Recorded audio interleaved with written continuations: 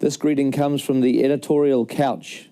Finally made it through the shoot and we're in post-production and I get to sit in my favourite position on the couch at editorial. So, welcome to the first of our post-production diaries. Obviously we can't talk about how many days shooting we've had because we're now into post-production, but we are exactly 33 weeks away from the release of the movie on December 14th. So we thought we'd count these down. 33 is a special number because obviously the original King Kong was made in 1933. During these post-production diaries, we'll spend some time with each of the post-production departments. There's obviously the editorial department, the digital effects department, Weta Digital, Weta Workshop. We also have a film unit that is shooting, which is the Minis unit.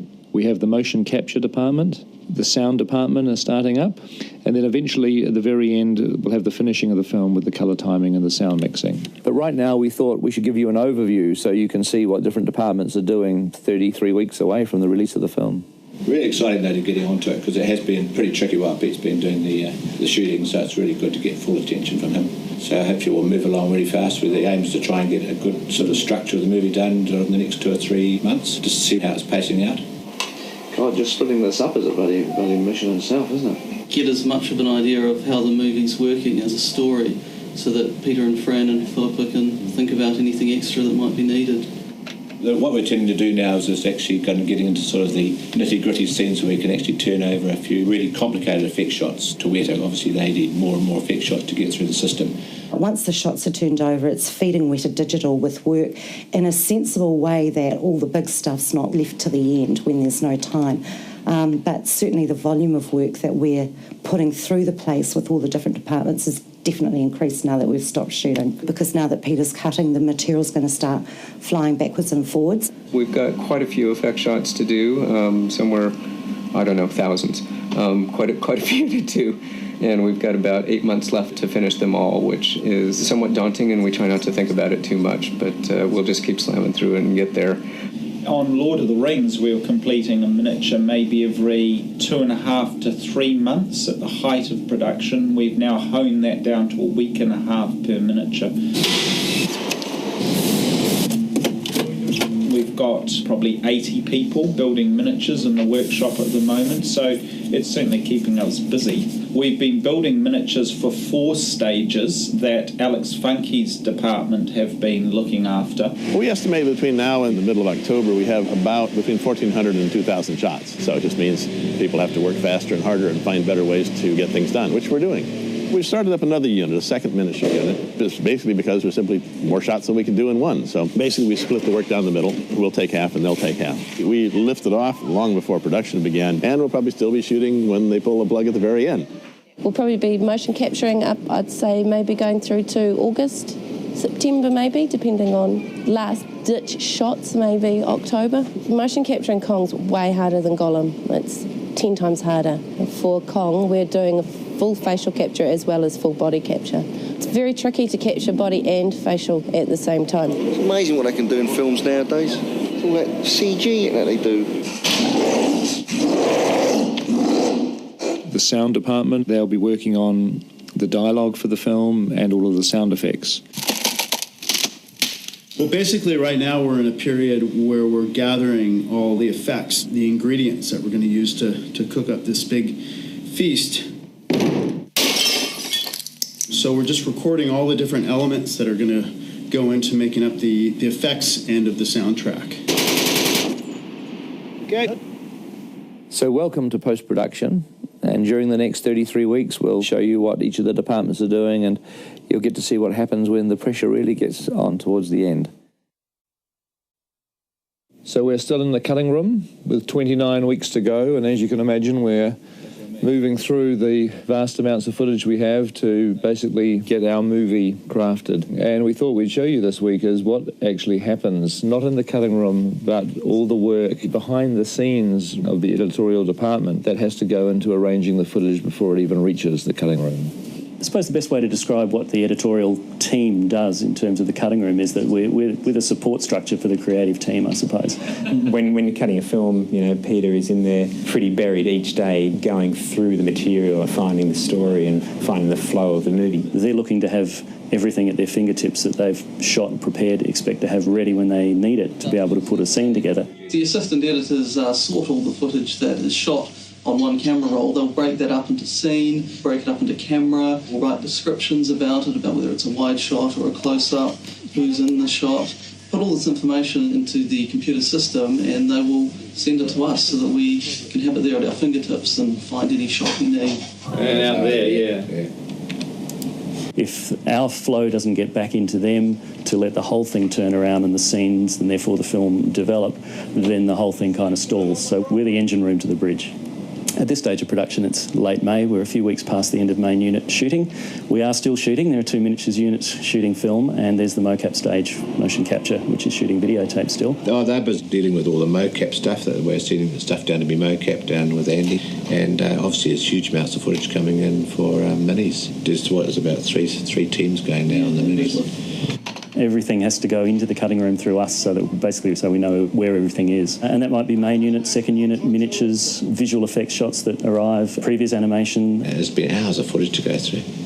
And we're just kind of getting it down to sort of like a smaller amount, so we have a more manageable amount of footage. So far we have about 1.9 terabytes of media on the computers, which equates to nearly 2 million feet of film, or 370 hours of total footage shot. Probably 50 to 60% of that had to have sound synchronised to it. The sound comes in as a lot of separate files, has to be synchronised with picture. Those picture and sound files then get turned into single clips so they don't get lost from each other. All of the shot information gets added to that, so it's got all the information attached to it that it needs. What I'm doing at the moment is just data entry, really.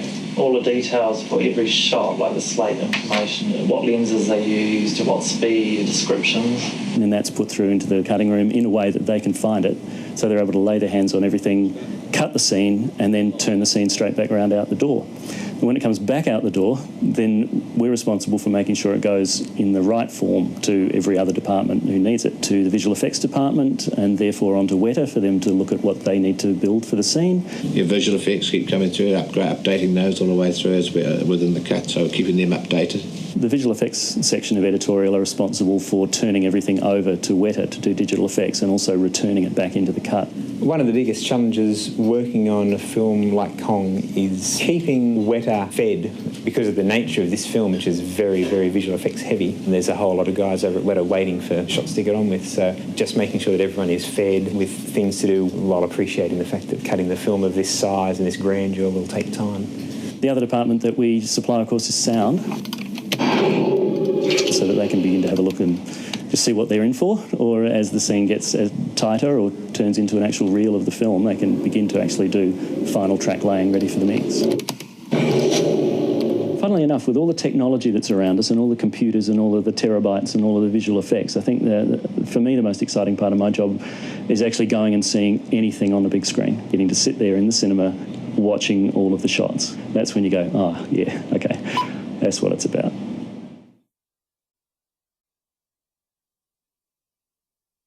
Hello, here we are, 24 weeks away from the opening of the movie, and I guess this week the most exciting thing has been the release of the trailer. Certainly very exciting for us because it gives everybody a look at the movie for the first time. Herb, get the camera.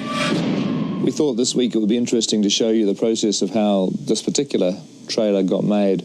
We worked very closely with the company in Los Angeles called The Ant Farm, who did the Lord of the Rings trailer. Steve Harris from The Ant Farm flew down to New Zealand and worked with us down here. It's been really great. That's very rare. Usually the directors aren't this hands-on involved. We'll make it so it's not a flash. It's a dissolve. It's like a dissolve from the ship to the map. Right. and then it wouldn't have such an abrupt kind of whack at you. I'd use that in the trailer too, because we are going to need some sort of a wide shot of the area around that town. We'll get that going because I think that trailer's looming about 4 weeks away now. We worked on about 130 odd shots. In some instances, the miniatures weren't built. We're building the second seawall miniature for the trailer, and the guys here have just been rushing to get it completed. So right up until 2 weeks or a week even in some instances before delivery date, we were still shooting the miniature. So the production of the trailer basically becomes like a mini movie. All the departments that are working on the big film, the sound department, the editorial department, the visual effects department, everybody activates and moves into high gear in order to get the trailer done. The editing is still a little bit in flux. Pete's still working on it, but the structure is starting to come together, so we're starting to pull together some of the sounds that we're going to be using for it. Because you want that moment where she screams and he replies with his roar to really be a moment. Whenever things got really tough in that apartment, we just had to remind the team that, well, just think about those poor bastards at Weta. From day to day, the shots that are in the trailer changes from 20 or 30 shots to a lot more. We just got a new one in, and it's completely different shots than it was before, but that's okay. Some of these shots are still in the previs stage, so they're just concepts, and nothing's done for them yet.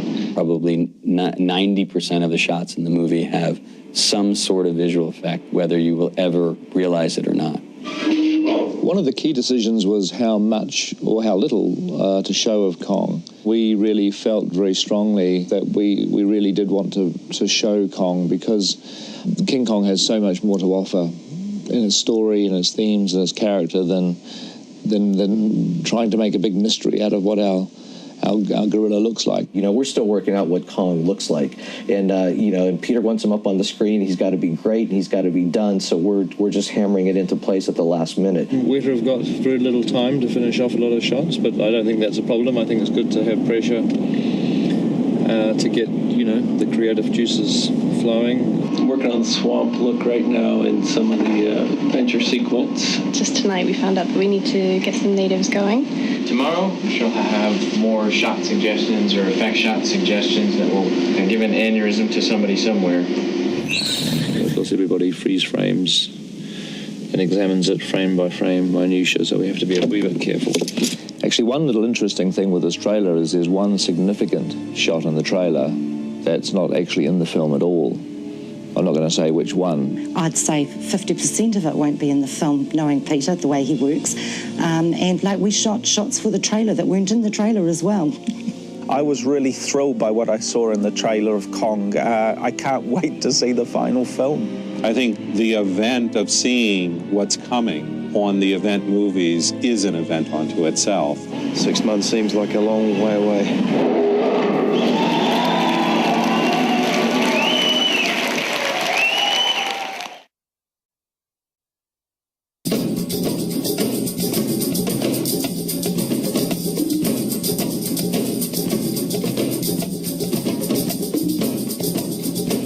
12 weeks to go to the release of King Kong, and this week we're going to look at colour grading, and that's the process that you take your raw negative that got photographed on the set and you manipulate the colours, you change the lighting, the exposures, you do things to it. It's actually a very creative process.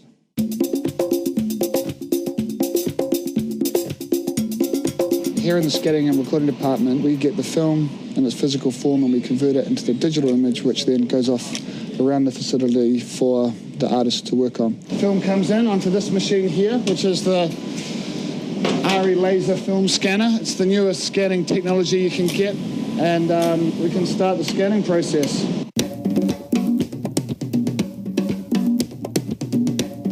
Once all the images are digital files, we are then in a position to use this technology to grade the pictures. What we use to grade the film is discrete luster. This software was pioneered on Lord of the Rings, so it's evolved and we're continuing to use that. It's a very powerful tool in making the film a little stylized, making it look more real. What we need to do is manipulate the images in terms of colour and density and shapes to create a mood and to make everything look like there's continuity. It's all shot at the same time. Knowing that the DI process, digital intermediate grading, is going to be involved in a project before I start photography, I definitely make allowances for when I'm actually shooting the film. I generally deliver knowing that it's going to go into this system a much healthier negative, which means it's just got a little more exposure, or I overexpose the negative a little, and that's to make sure that we have full access to all the information in the shadows and the highlights. What we normally do is to scan the entire movie, but we take a few selected sequences from throughout the film on a reel that's maybe 20 minutes long, and we create what's called the Colour Bible. I've gone through and selected 2 or 3 shots from every scene for the entire movie, and then we've put looks on all of those, and then we show them to Andrew Lesnie or Peter Jackson, and then once they're happy with all of that, that's the reference that we use for all the scenes as the scenes are actually handed over to us. So what we're doing is we're exploring opportunities. There's some stuff we look at, we think, well, is it possible to make it a little more realistic? Is there, something wrong with this picture, or is it, that the highlights need a bit more of a lift, or, will it be sort of more interesting if we move it into a slightly different time of day? What we'll do is we'll then firm it all up so that, you don't know that there's been a grade there at all. The colour timing can do a lot to change scenes that are shot like in daytime and you want to make it look like night. So if you want to darken a scene down, you can do that, but you may not want to darken somebody's face. So you can actually isolate the person's face, darken the rest of the frame, but keep the face brighter, or the eyes. We need to bring out Anne's eyes, because with the colour correction that I've applied to the image, her eyes are starting just to lose a bit of life. So what I'm working on at the moment is actually trying to bring that life and that vividness out. And of course, with King Kong being 1933 period setting, we're using the digital colour timing to give it a look that's not contemporary. That just has a slight stylisation. With this scene here, this is how the shot came in. It's a bit of a wash over there, a yellow wash of this entire scene. When Peter turned this scene over to us, one of the things he said is, let's see if we can get some separation in terms of density and colour, just so it's not all one colour. So it was our job to try to extract some stuff out of this. The jungles of Skull Island are a really important aspect of the look of the film, and the colour timing allows us to pick little pinpoints of light that are shining through the leaves and burn those out, give a lot of depth to what is essentially our composited miniature jungles. And then we record it back out onto film, which will be how it's viewed by the general public. Colour actually affects the mood of the film. It affects the experience of watching the film, just as the sound effects can, or the visual effects, or the acting. The colour is often overlooked, but it's a really, it's a key part of the creative process of the finished film.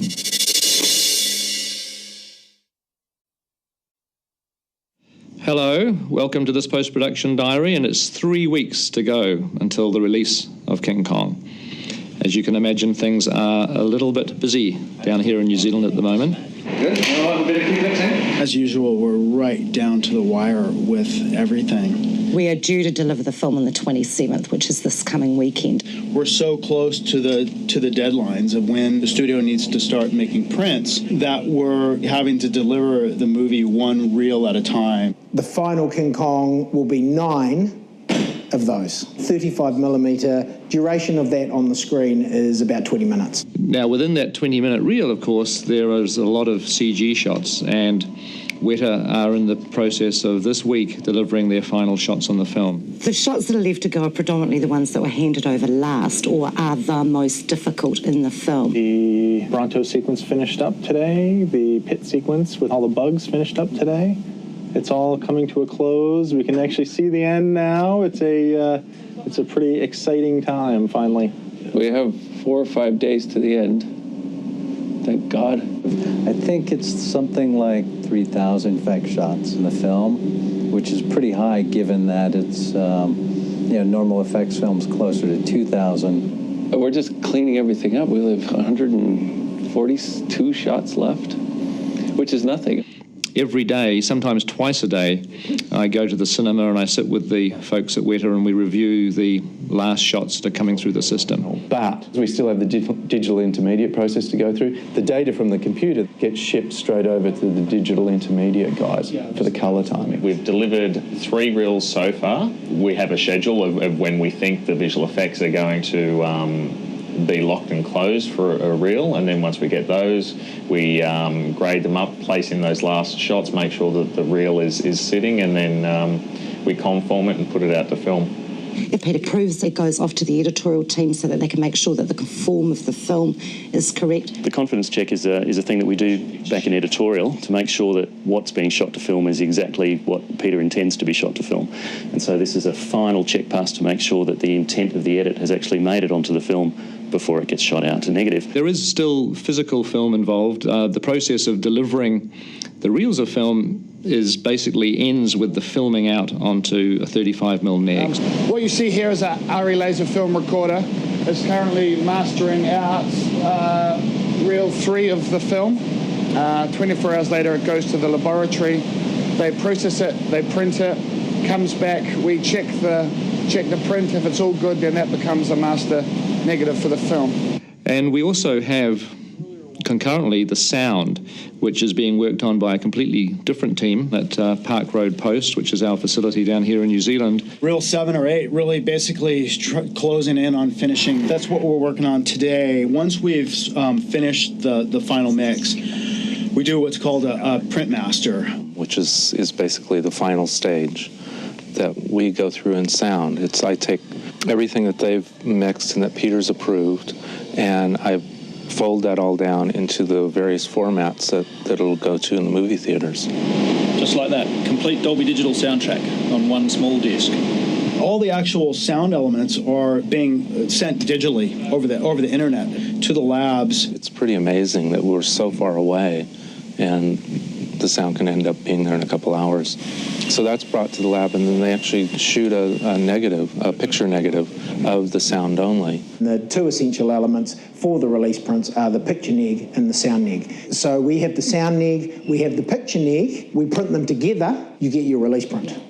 So reel by reel, the picture is being done. At the moment, we've delivered 6 reels. We've got 3 reels to go, and they all have to be finished by Monday, because these reels have to be sent away overseas to be mass-produced in the laboratories around the world so that the film's ready for projection in, I guess, about 20,000 cinemas on December the 14th. Prints and negative and hard drives. We make negatives from the hard drives. These negatives we'll start printing on, and we'll make our own negatives in LA. So we'll have we'll have probably 6 negatives that we'll be printing on simultaneously. Not only are we doing the 12 version internationally, but we're also doing subtitling between 27 languages wide. I've been here 5 days. It's the 3rd dog I've seen in all of New Zealand. When I'm sitting in the theater watching it, I'll know we're done. What are you going to do when it's over? Sleep. For a long time. Move to Spain. Retire. Barcelona, here I come. On Monday, we get on an aeroplane and we fly to New York and start the press. And I also want to take the chance to answer some more of your questions too. And next week's post-production diary is probably a good time to do it. So look forward to catching up with you on the other side of the world next week. So, 28 weeks to go, and we're here cutting like crazy. We thought this week it would be good to catch up on some of your questions. So, Theo, you asked, why did you decide to set your remake in the 1930s and not in modern times? There's 2 answers to that question. The one main answer is because I wanted to do the sequence with Kong fighting the biplanes on top of the Empire State Building. That is such an iconic movie moment. You know, I couldn't imagine anything being called King Kong and not including that sequence. I think the other reason is it's the last age of exploration, if you like. It's the final time period in which there could be those slight blank spots on the atlas. Greg has asked one of these clever questions which has different parts to it. He says, when directing a scene, what do you look for? How do you know when you've got what you want? And how many takes do you usually like to do? Well, there is no real secret to what you're doing. What happens is that everything comes off the script. And really, in a script, a scene is there for a particular reason. It's all in the eyes of Kong. And so the critical thing is to identify the reason that this scene exists. Have you ever heard of Kong? Anyone doing? No, we're going there. And so suddenly you're on the adventure. You then base the design of the sequence, the blocking of the actors, the camera angles, the way that you shoot it, on the best way to get that piece of information across. And then come up, and Preston will be here. We'll use Preston. And generally, I do as many takes as I need to think that I've got what I need. No, didn't get it then. Go one more. 22 Alpha, take 20. Mark. It's sometimes great to have choices too, and working with actors, it's often good to shoot multiple takes if you're not getting exactly the same thing every time, but you're getting a whole variety of different ways in which the scene's played, and then that gives you a lot of choices in the cutting room, which at the moment, you know, those choices I really appreciate. Sorry, we'll cut that.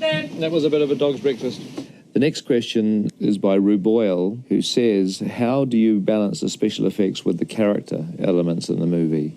It's not a science. I mean, you don't sit thinking character, special effects, what percentage of each am I going to have? And largely the special effects are just simply an element in the storytelling. I mean, people have to wear costumes so that they look like the characters. The sets have to be built so that they represent what you want to have in the movie.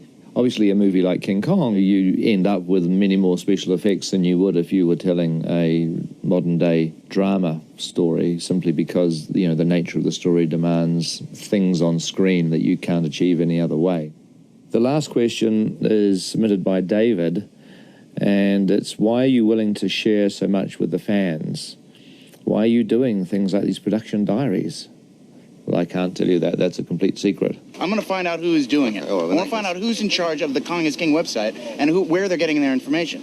The production diaries have been something that have kind of organically evolved. If you look back at the very first production diary we ever did, the guys poked the video camera in my face and said, Peter, could we do a quick blurb for the Kong fan site? Sure, yeah. And I turned around and said a very brief kind of cursory, you know, hi. No more days till we start shooting. None.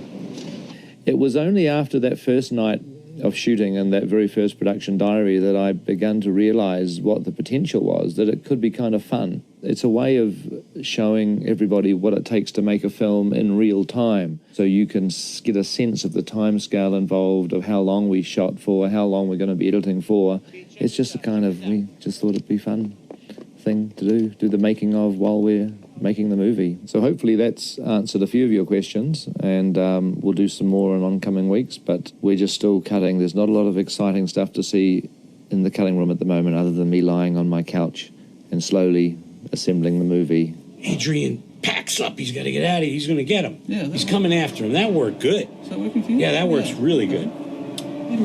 Yeah. So at the moment it's the hard slog of cutting, and it'll continue, and you'll be watching it in future weeks. So we'll see you soon.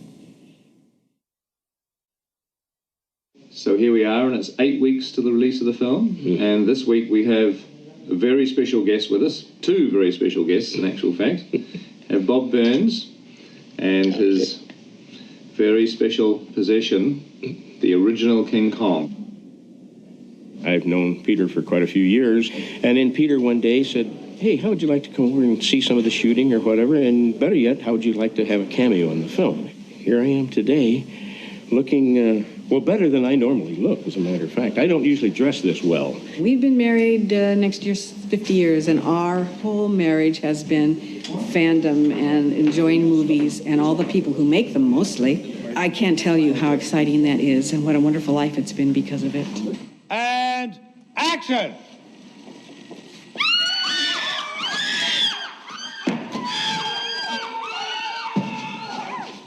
And cut. Right. The greatest thing about doing the cameo, the way we did it, it was Peter's very last live-action shot for the film. And I'm done. Finished shooting. Woohoo! Yeah. We're both King Kong fans. In fact, I have the original King Kong puppet that I brought with me to New Zealand to show the Weta people and everybody of how he looked like when he was a young gorilla.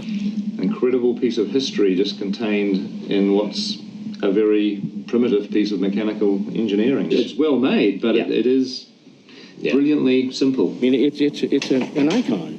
And to see how he was made, even though he's just a skeleton now, to see how the fingers worked and think that Willis O'Brien did every one of these movements and stuff, and it's an amazing piece. Everybody working very, very hard to complete the film has had a major distraction this week as Bob has been touring all the facilities with the original Kong. Oh, wow. It's the boy. We should take him over to the lair. Oh, my God. Well, that's a sight I never expected to see, ever. Look at that. How cool is that? I've seen the drawings that Peter had of the actual drawings of which this guy was built, but this is the first time that I've ever actually seen it in the flesh. And a couple of days ago, I was somewhere at a meeting and I heard over the radio, Kong's at the miniature stage and he's getting animated by Alex Funky. Is that right? That's very true. Oh, my God. Alex took him and set him up by the wall, the Great Wall. The old Kong and then new Kong set, and he almost looks the right scale. He's very close. The tingle of history. Absolutely wonderful. So you've had a little bit of a tour around. Who gave Kong the biggest reception, do you think, out of all our different departments? Well, I would say probably the animation department. They would have gone. They were. I'm telling you, they were like little kids. They were animating him. They were moving him around. I mean, he hasn't had a workout like this since 1933. I'm sure. It's really cool to have both worlds here. This is how they animated Kong 70 years ago, and this is how they animate Kong today. I suppose a few of our visual effects shots are going to be a little late this week. I mean, never mind. It's all for a good reason. That's my fault.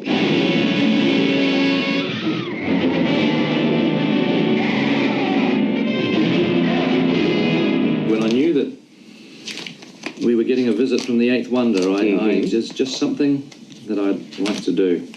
And it's all based on a photograph. Peter has the pterodon or pterodactyl that attacks, tries to get Fay Ray, and Kong throttles him. This is what's left of the original pterodactyl that Kong fights on the lair. Look at that. Hasn't got his wings anymore, so it would be kind of cool, wouldn't it, to put him back where he belongs? Should we put him back in Kong's I absolutely think so. I think that would be a wonderful thing to do. We'll pretend that he's holding Fay Ray in that hand there. And now this shoulder is kind of out, and this elbow is down, and he's got his wrist is turned around. That's the interesting thing. Yeah. You're doing Willis O'Brien right now. Yeah. Now the pterodactyl's mouth is open, and it's trying to bite. Look, it's trying to bite Kong's arm. It is, yeah. He's there he goes. Step back, don't breathe. There we go. Wow. You talk about heart pounding. It's total magic. These two puppets, gone from each other for 72 years, all of a sudden they're back. You're about to see history being, I guess, remade, you might say that. This Kong is going to be reanimated after 70-something years, which has to be some sort of a record for a puppet being animated again. And what's going to be interesting about this, since he doesn't have the fur on him anymore and stuff, you're going to see how the skeletal structure actually moves. So you can imagine what it would be like without the fur and seeing him like this. And it's got to be absolutely incredible. Kong lives again.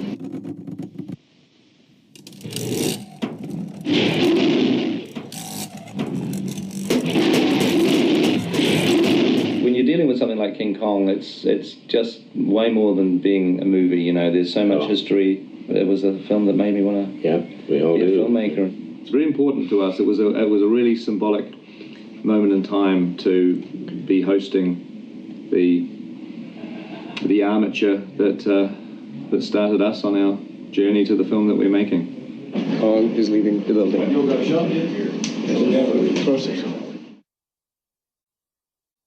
Hello, and welcome to this post-production diary 2 weeks before the release of King Kong. And I thought that this week, since there's a lot going on, it's actually, ironically, a good chance just to sit down and to answer some more of your questions. I'm in a question-answering mood because it's the week of our press junket in New York before the premiere of the film. So the first one's from Ryan, and the question is, what have been the biggest challenges you've encountered so far in the making of the film? That's an interesting question. I think the thing that surprised us all was the length of the film. I mean, the film is what it is. I'm very proud of it. Obviously, the longer the film is, the more visual effects shots there are, the more music there is needed, the greater the post-production, the more complicated the film. Coming out of Lord of the Rings, I, for some reason, didn't quite expect it to be quite as complex as it did turn out to be. So that has certainly been one of the practical challenges. The artistic challenge, if you like, has been the creation of King Kong himself, bringing a completely digital gorilla to life in a way that you just relate and buy into his character. And obviously all of you are going to be able to judge for yourselves whether or not we've succeeded, but it has been a real tough job to do. Deborah has sent in a question: what were the biggest challenges in adapting a 1933 film for a contemporary audience? In a sense, we have confronted it the most direct way by actually setting our movie in 1933. You know, we haven't attempted to update the film, but of course, you know, we are filmmakers in 2005, so obviously the world is a very different place, and the technology is very different to 1933, but there's a lot about the original King Kong which I love because it was made in 1933, and it was made as a contemporary film at the time, but we've made our film as a period movie, but I really wanted to embrace that 1933 time period.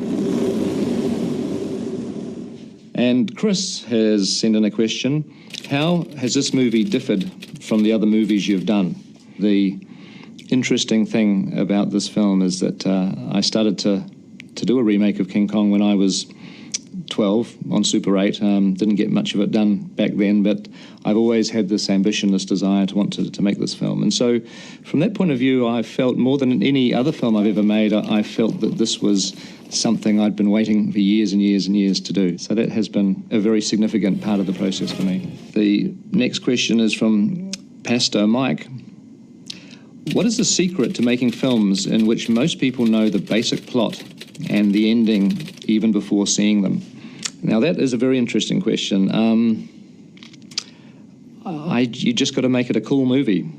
I think to some degree it's a classic fable, and I think the fact that people know the ending in a way is almost a strength of the film, because there's a certain power to it as you're watching it, knowing where it's actually heading. And also, I would hope that there's going to be a significant amount of kids, young people coming to the film that won't actually know the ending. And this will be their first introduction to this amazing story. And the last question is from Kevin. How do you feel now that the movie that you've always wanted to make is about to be released? I feel exhausted, and I'm really looking forward to seeing what people's response to the film is. There's this weird, surreal period of 2 or 3 weeks where the film goes away. It's like a child leaving home, or, you know, some period of transition. And it's strange because people see it for the first time, and you get feedback. You get people telling you what they think about the movie. And it's a very nerve-wracking time, but it's also very satisfying. And it also defines a period in your life, because there's been a big chunk of working on the film that now is finished, and we're moving on to something else. In a funny way, it's the point of making a film, to get to the stage that you have it for people to enjoy. Really looking forward to seeing you all next week, and we're going to give you a very exclusive inside look at what happens to the filmmakers as they go through the process of the final press and premiere. Look forward to seeing you.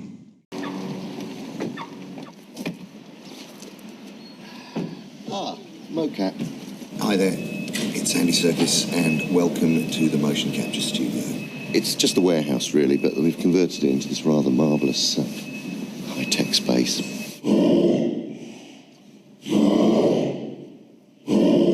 When I think of the fact that principal photography has come to an end, it doesn't seem like that in any sense, way, shape or form, because we're actually shooting principal photography on Kong now.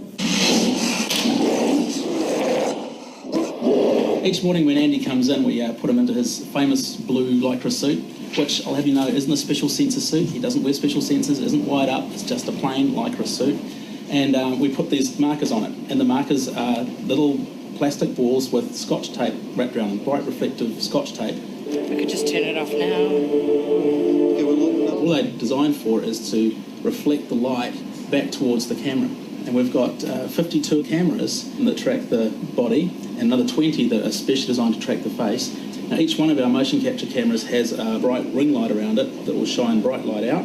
So as soon as they hit one of the reflective markers, it fires straight back at the camera. So it gets a single bright dot for each one of the markers that it tracks around. I'm lit up like a Christmas tree, and that's fed into the computer, and that data is recorded. So if there's a movement, you'll see all those cameras pick up that movement. So Andy's suit has about 60 markers on it. So between all the different cameras, you can actually track the dot in 3D. So once we capture the marker cloud, which represents where Andy is, we map that onto a human body that moves around our screen. And from there, we have a char map that maps a character onto whatever target we want, in this case, Kong. And Kong, of course, has got very different proportions to Andy. The biggest challenges we're going to have is going to be retargeting Andy's motion onto Kong, because they are built so different. All these dots are assigned to specific markers on the Kong CG puppet. That's me.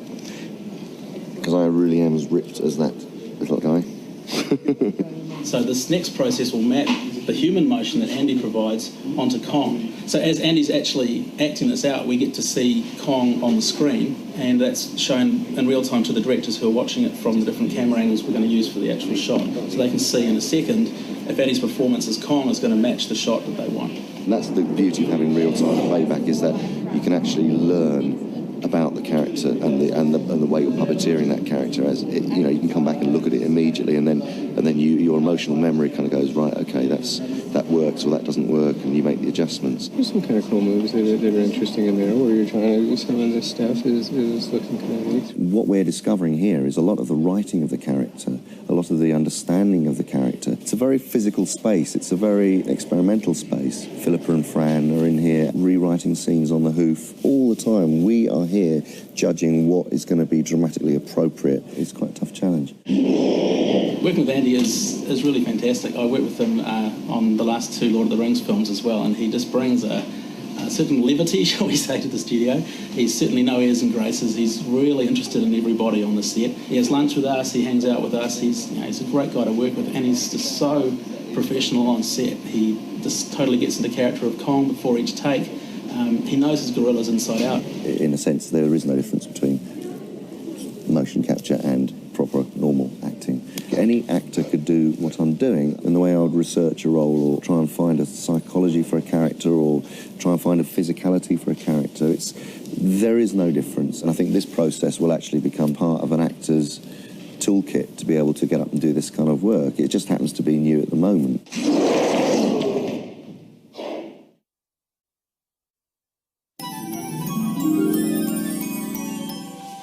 Hey, kia ora. Welcome to Weta Digital. What are you waiting for? Come on in and I'll give you a tour. There's weird things that happen here that can't be explained.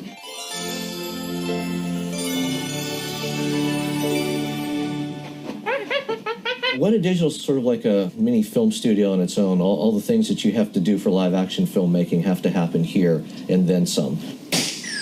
Weta Digital is creating all the visual effects for this film. It's been pretty full-on. Anything that doesn't exist intact on camera, we put it together here. Things that were shot in blue screen or miniatures or creating characters or computer-generated imagery. So there are departments that have to build models, build costumes. People have to deal with lighting. People have to deal with animation, rotoing, painting, touch-up, compositing, which is taking all the elements and finally fitting them all together and bring all the shots in line with each other. Really, it encompasses anything you can think of when we've got to do it here. On this film, it's not just integrating CG with the live-action elements. Sometimes it's integrating live-action elements into CG and miniatures.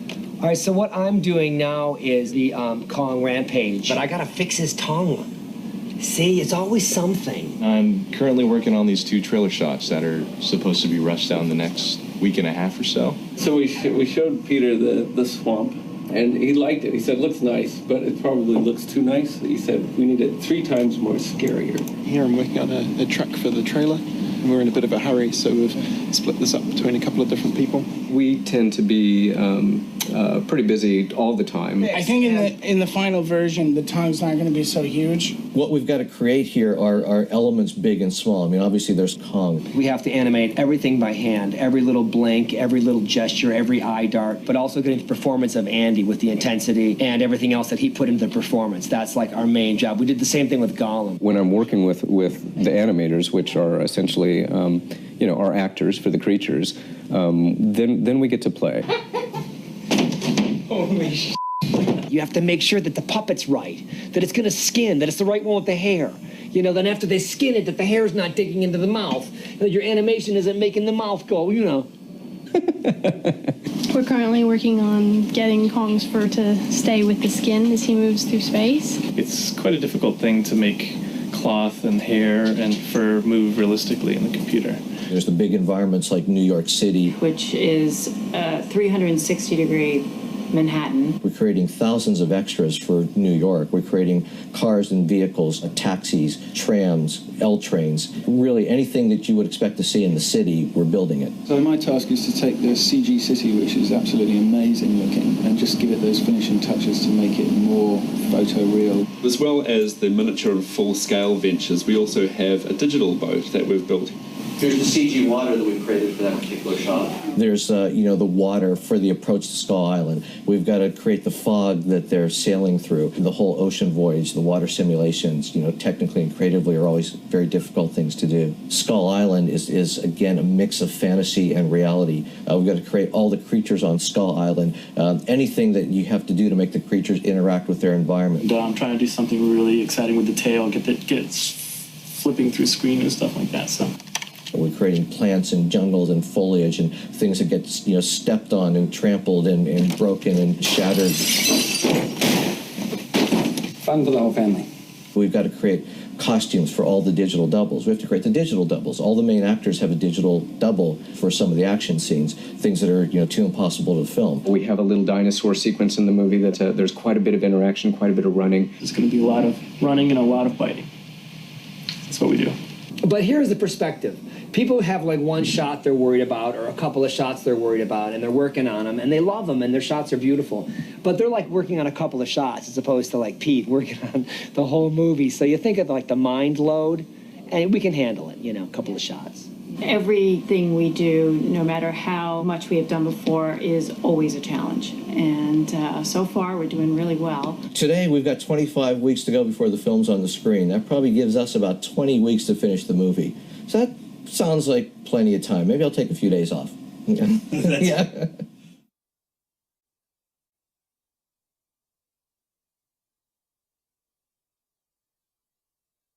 So this doesn't look like much at the moment, but this is our A stage, and we're 22 weeks out from the premiere of this film. We've just got a couple of little bits and pieces to get together for the Weta Digital guys, so come on in and we'll show you what's going on in the Elements unit. You'd be amazed at how much film we go through on things like dirt and rocks. It's crazy. We'll go with big rubber rocks to begin with. And action.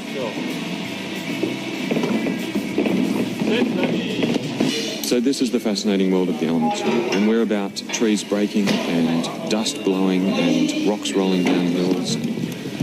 That will all be composited later. And action. If you have real elements that work, that always gives you that extra bit of connection you need between digital produced stuff and the live action elements. For example, the sequence takes place in a sort of a swampy environment, and a lot of it's sort of going to be on flat ground here. So what we can do is we can shoot sand elements being displaced by various implements, a rake or some sort of prod or a swinging pendulum that can just, knock spray everywhere, and then actually isolate that element off of the blue screen and comp it into the shot, get it under his foot, get some spray coming out of the T-Rex's under his foot. And the gorge is a bit trickier because we don't have much dust. It's sort of a humid climate. It's a lot of rock surface. So we have to be a bit more elaborate about how to make this foot contact work. Foot contact is basically one of the most crucial things in this whole sequence because you see a lot of big Bronto feet touching the ground, stomping right in front of camera. And if you don't see any reaction to that, the audience is not going to buy it. If you were to just look at any of these elements when they were shot, if you take a cricket bat and just whack the sand, it would just be this really small spray. Because essentially, you're talking about something maybe just an event happening that big, but if you shoot that at 48 or 60 or 72 or 96 FPS, suddenly this little spray can look like a mountain of earth being disrupted, and you actually play it off like it is coming from, Kong's foot, who could actually grab a human being, And a lot of the times it actually looks better, We get a real looking effect, and yeah, it's quick. They can be here and have input into the look of it straight away. And, at the end of the day, they've got finished composite pieces. I think we went into this thinking very generic because there's a whole lot of the film that hasn't even been turned over to us yet, as far as the effects are concerned. And considering the amount of stuff that we shot, hopefully we'll have enough in the bank for what's coming down the road. So that's it. That's pretty much wraps up the Elements unit. Hopefully we've got what they need, and maybe I'll see you again in a couple of weeks, and we've got some pickups going on with our fabulous cast.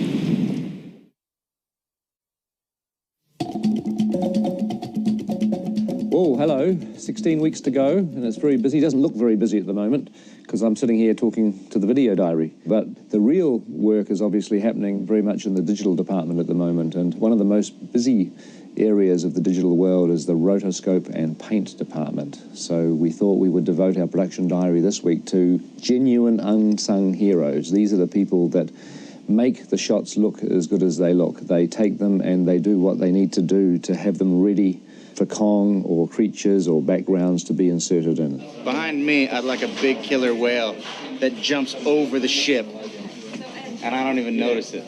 It's a majorly important cleanup and preparation department in the digital world. Rotoscoping is the manual process of cutting out things that we don't want in the frame and leaving only what we want. So essentially you can think of roto as like a digital cookie cutter.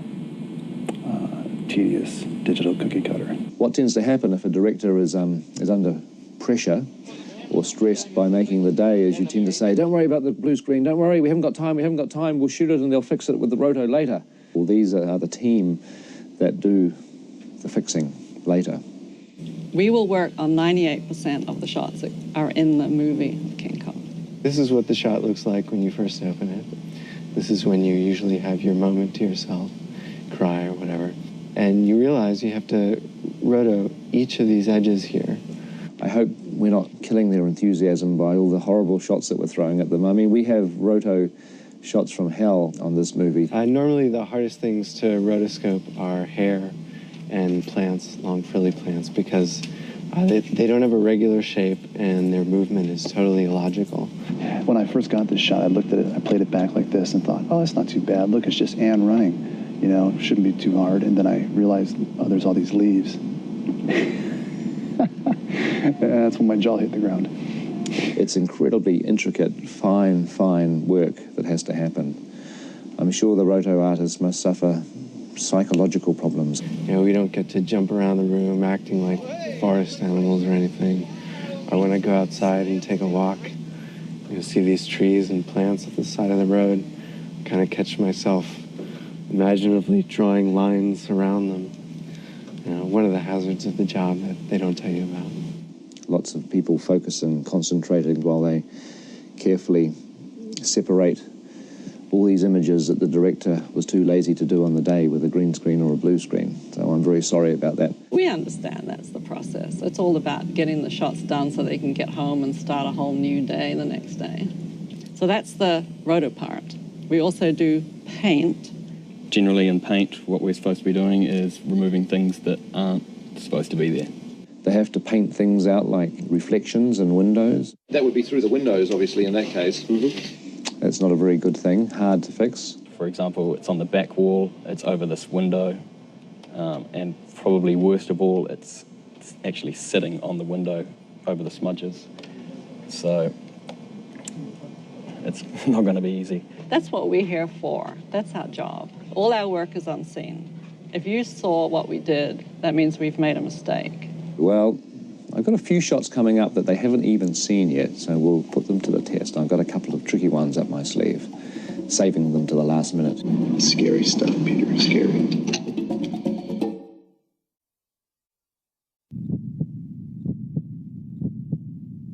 Weeks to go, don't panic. Now, this week, we're just going to have a look at things that are happening in the digital department. And one of the interesting things that they're actually doing, which is quite an advancement on the work we did for Lord of the Rings, is in the area of digital doubles.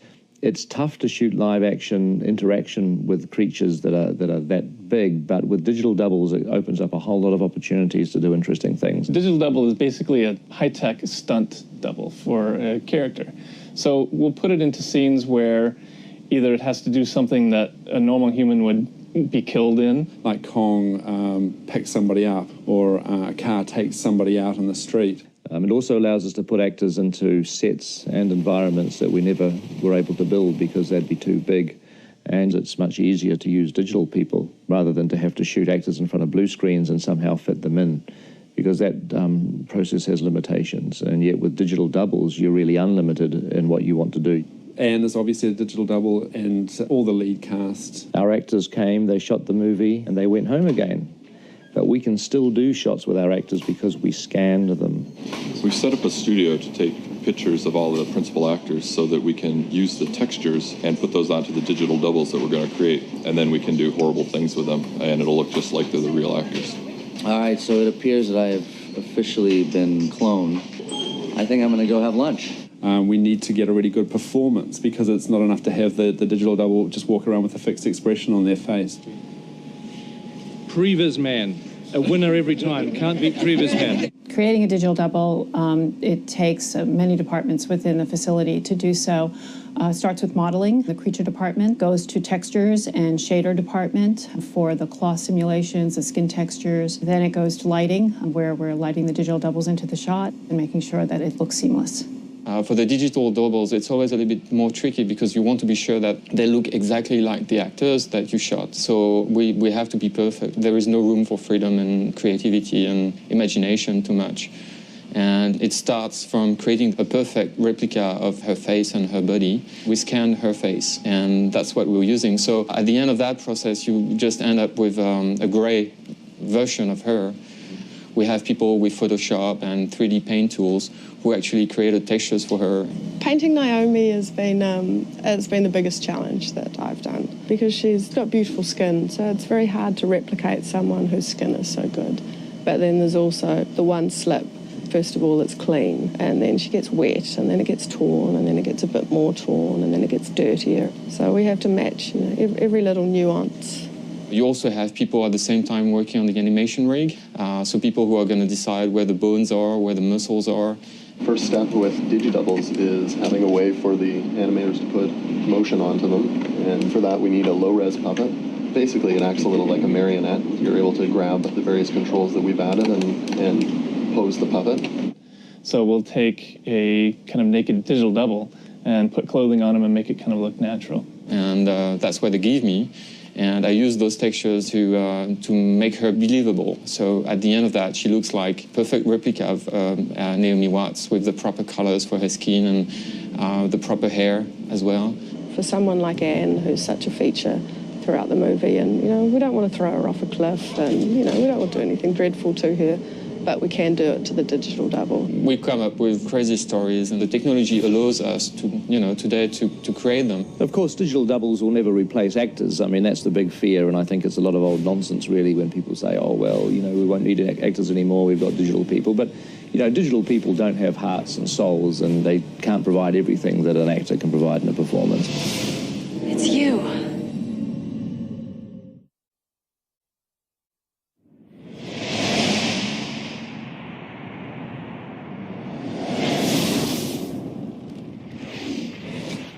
Kia ora, welcome to the motion capture stage. It's 11 weeks to go till the movie comes out, but only 5 or 6 weeks until Weta Digital has to get all its visual effects shots, so fingers crossed. This week we're looking at the way that we bring King Kong to life, and there's 2 ways we do that. We do that with mocap and we do that with animation. This week we're looking at the motion capture and especially the motion edit side. So it all starts here in the motion capture stage. We put a lot of dots on Andy. Andy, how old are you today? 21. That's gorilla years. Times like this, you really do wonder what you're doing with your life. Andy does a particular performance. We take the pattern of dots, which the motion capture cameras see. We can figure out where those markers are moving in 3D, and from that pattern, we figure out what muscle groups in his face are moving. And in those muscle groups in his face, we have a mapping from those to King Kong's face. And it turns out that humans and gorillas have quite a similar musculature.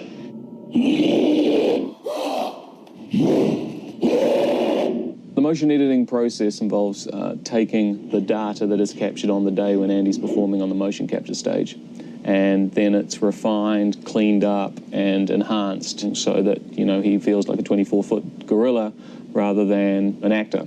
And once the data of Andy is polished and looking good, we have to retarget it on Kong. A lot of the data that we get from motion capture, a lot of times it needs extra tweaks. They typically either need to polish the performance of Andy or change it, modify it. There is quite a few shots where they do require a bit of performance change, which we can handle, like they don't have to go straight into animation. And one of the neatest things about Mark software, which is the actual brain behind this whole thing, is that it analyzes Andy Serkis's performance. It looks at how his face is moving as human, and then translates that as to how it would work as a gorilla. There's a lot of great performance we get sort of in the first pass of the facial capture through the eyes and the brows. But the area that needs usually the most work is around the muzzle. We're using this type of system just so we can have some type of human interaction with that data after it goes through that translation. These muscle groups are what kind of make him angry. So if we increase them, he becomes angrier. And then we trigger the muscles that make him happy. Let's furrow his brows a little bit more.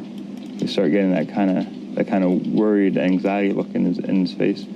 And again, it would be the same performance, just different muscles creating that emotion. I'm just trying to adjust a few muscles that maybe weren't picked up as good in the motion captures. You can see he kind of starts, he's really, really angry and wound up, and then he suddenly lost it. So basically the transition doesn't exist, which is something I had to add. And just trying to keep the tension on the eyes.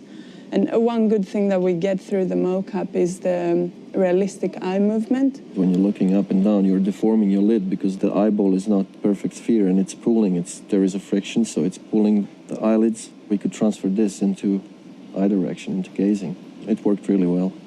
If the thing looks good, it doesn't really matter if it's motion capture or if it's animation. So as long as the mocap is used where it really fits, it's a great tool. So hopefully that gave you, a little insight into one of the ways we're approaching creating Kong's performance, which is through motion capture and motion editing. And next week we'll be looking at keyframe animation, which is another one of the ways we've helped to bring Kong to life.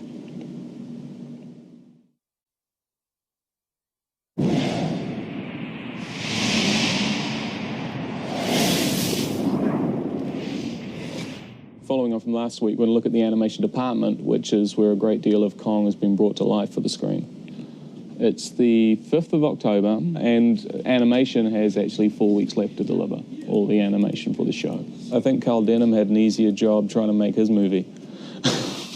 On this production, just like on a lot of the big visual effects shows now, there's two main ways of getting your animation, mocap, which stands for motion capture, or keyframe animation. For Kong, there are a lot of aspects of his performance that were designed and created and explored on the mocap stage, but to actually bring him to the screen with the flexibility that we need to give Peter what he wants and the changes that he wants to make, a lot of Kong has been created through keyframe animation. I'm setting some keyframes right now. Use keyframe animation.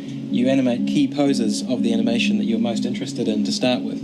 And that may be one pose every second. So you may work out this pose, and then this pose a second later.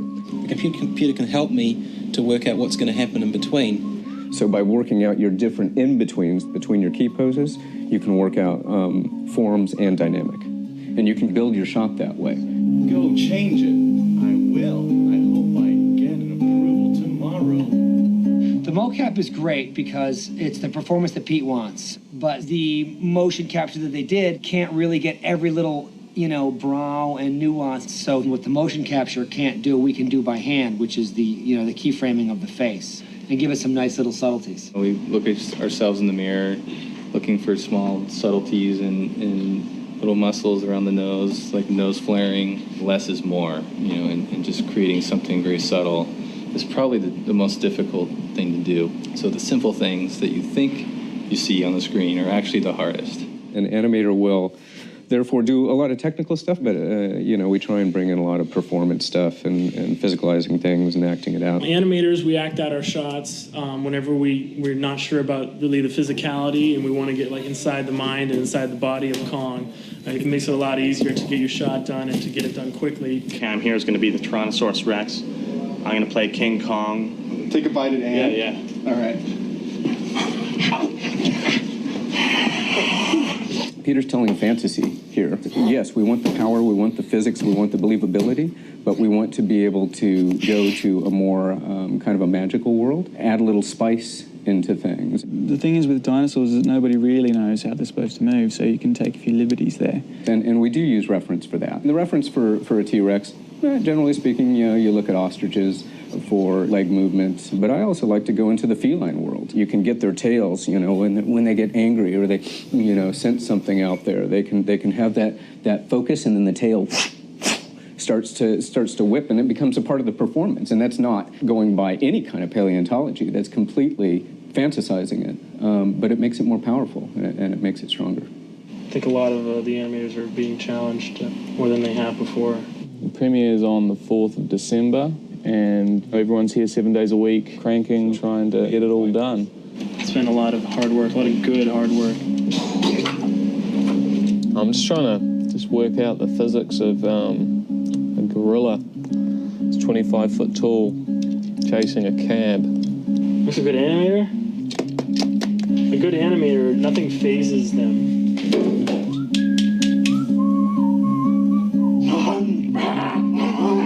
So, I'm sorry, what was your question?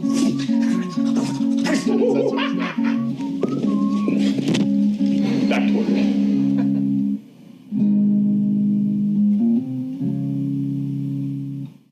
So, 32 weeks to go, and here I am in the sunshine with the Venture. This is the full-size Venture, which I didn't actually ever film on this Venture due to reasons associated with seasickness, but there were many different Ventures in the movie. I got to shoot on the full-size set that we had in the parking lot. Very busy and chaotic tonight. There's partial Ventures in the sense that there was the full upper deck built at Stone Street Studios, and then of course all the cabins and holds and so forth. And then in terms of the entire ship, there's three. There's the full-size ship, which is built from a little coaster called the Manuia. Then there's our 12th scale model here, and then there's a tiny little one that we're using for extreme long shots. And at the moment, we're shooting the miniature Venture, a wonderful, incredibly detailed miniature that Weta Workshop have made, and Alex Funky and his great team are busy shooting the miniature ship on the stage. Well, you always want to use the right tool for the job. If you want to do a shot of the Venture steaming into the sunrise, it'd be great if you could simply take a full-size ship out and steam it into the sunrise and film it from a helicopter. But if you have to have a ship in a storm, if you have to have a ship that's in danger, that's in extreme waves and so forth, well, that's very hard to film and very dangerous. It's much more practical to do that on a miniature, which is how our 12th scale miniature comes into play. Our miniature at 12 scale is 14 foot long. Some of the storyboarded shots go extremely close to the surface of it, and therefore it has to be an extremely detailed model. There are miniatures in the world that get built. Okay, 2.5 hours, I got to mount 800 rivets on this boat and then I can go home. Those are the miniatures that don't work. The miniatures that work are the ones where everything that's done was done by somebody who had a story to tell. What's the last time that they washed the deck? What was on the deck at that time? Was it animal droppings? Was it rust? Why are these rivets rustier than those? Because water trickles down off the lifeboat davit and runs on this post, so there's more water here, so it rusts more. But that's the kind of thinking that makes a good miniature builder. One of the coolest things that bring miniatures to life is the lighting on them. On the miniature Venture, we've got all the lights that were on the real Venture, all the bulkhead lights and the spotlights and the running lights and so forth. But we want to keep those as a separate piece of film. That's because we need to be able to, when we put the shot together, adjust the brightness relatively of all these different components. So that gets a piece of film that's just black except for just those little points of light, portholes and everything else. Here's a practical, one of the little scale practical lights. It's a waterproof bulkhead fixture. But as you see, it doesn't do much. But, okay, turn that on, please. We have an effects light which creates the glow that surrounds the lamp. So see, that way the two together produce the total effect.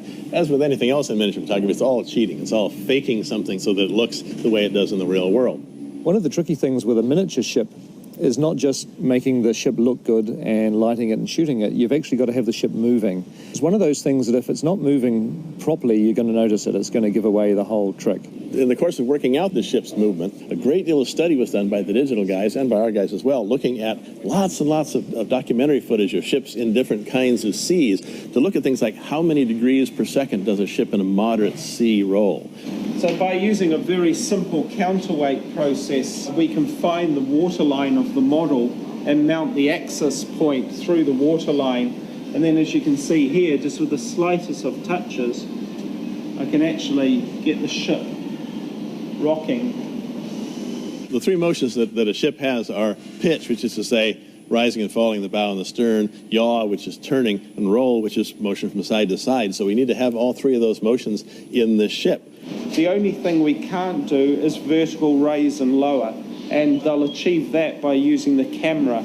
So hopefully next time you see it, it will be bobbing around in the ocean just off Skull Island. And if these people have done their jobs right, there hopefully won't be any way you can tell it apart from the real ship. So it's certainly a very, very enjoyable opportunity that Kong has offered us building this ship.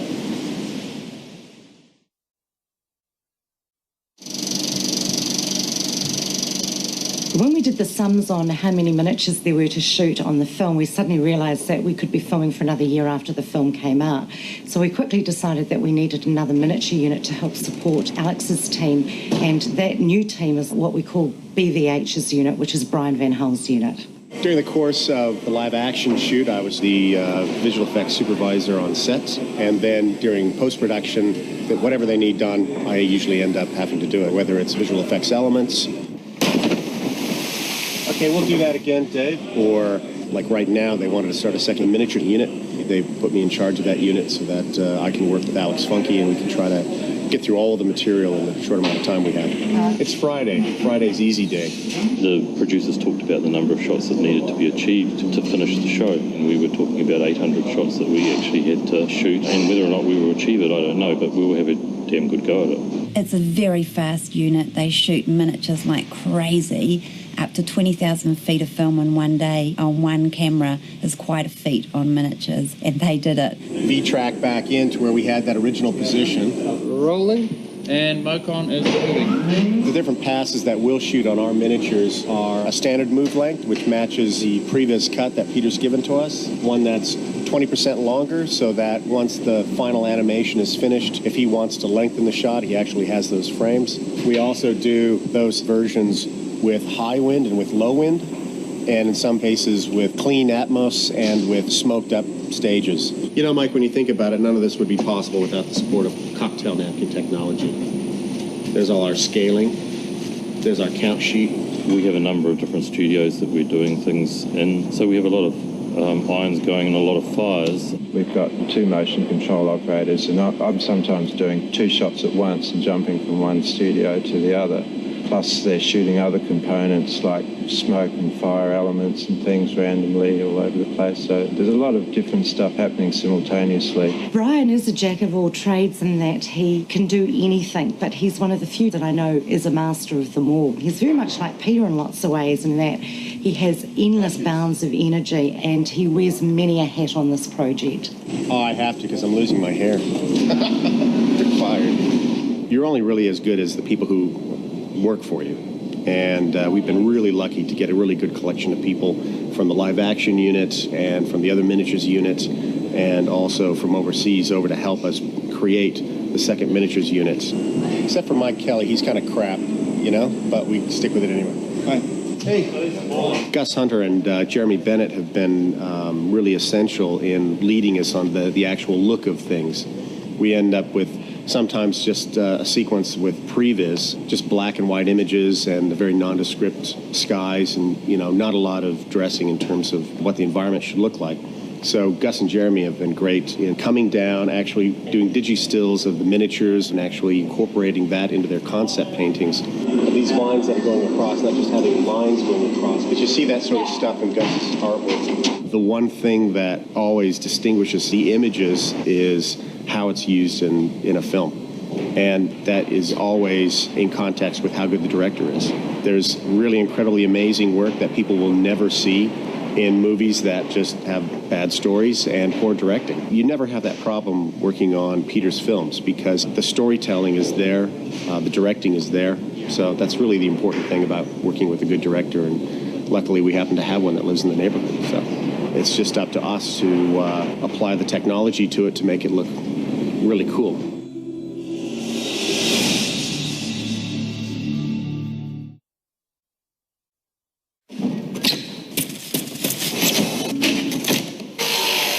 So we're about 3 months from the end of miniatures construction. We're working on the approach to Skull Island.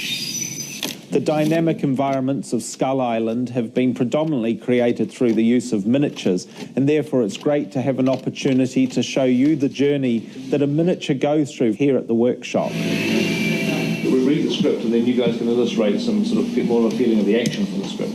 As is always the case, our design work starts with the script, an initial chat with Peter, but then on to our conceptual designers, Gus and Jeremy, begin creating beautiful artwork that further enhance Peter's vision for the film.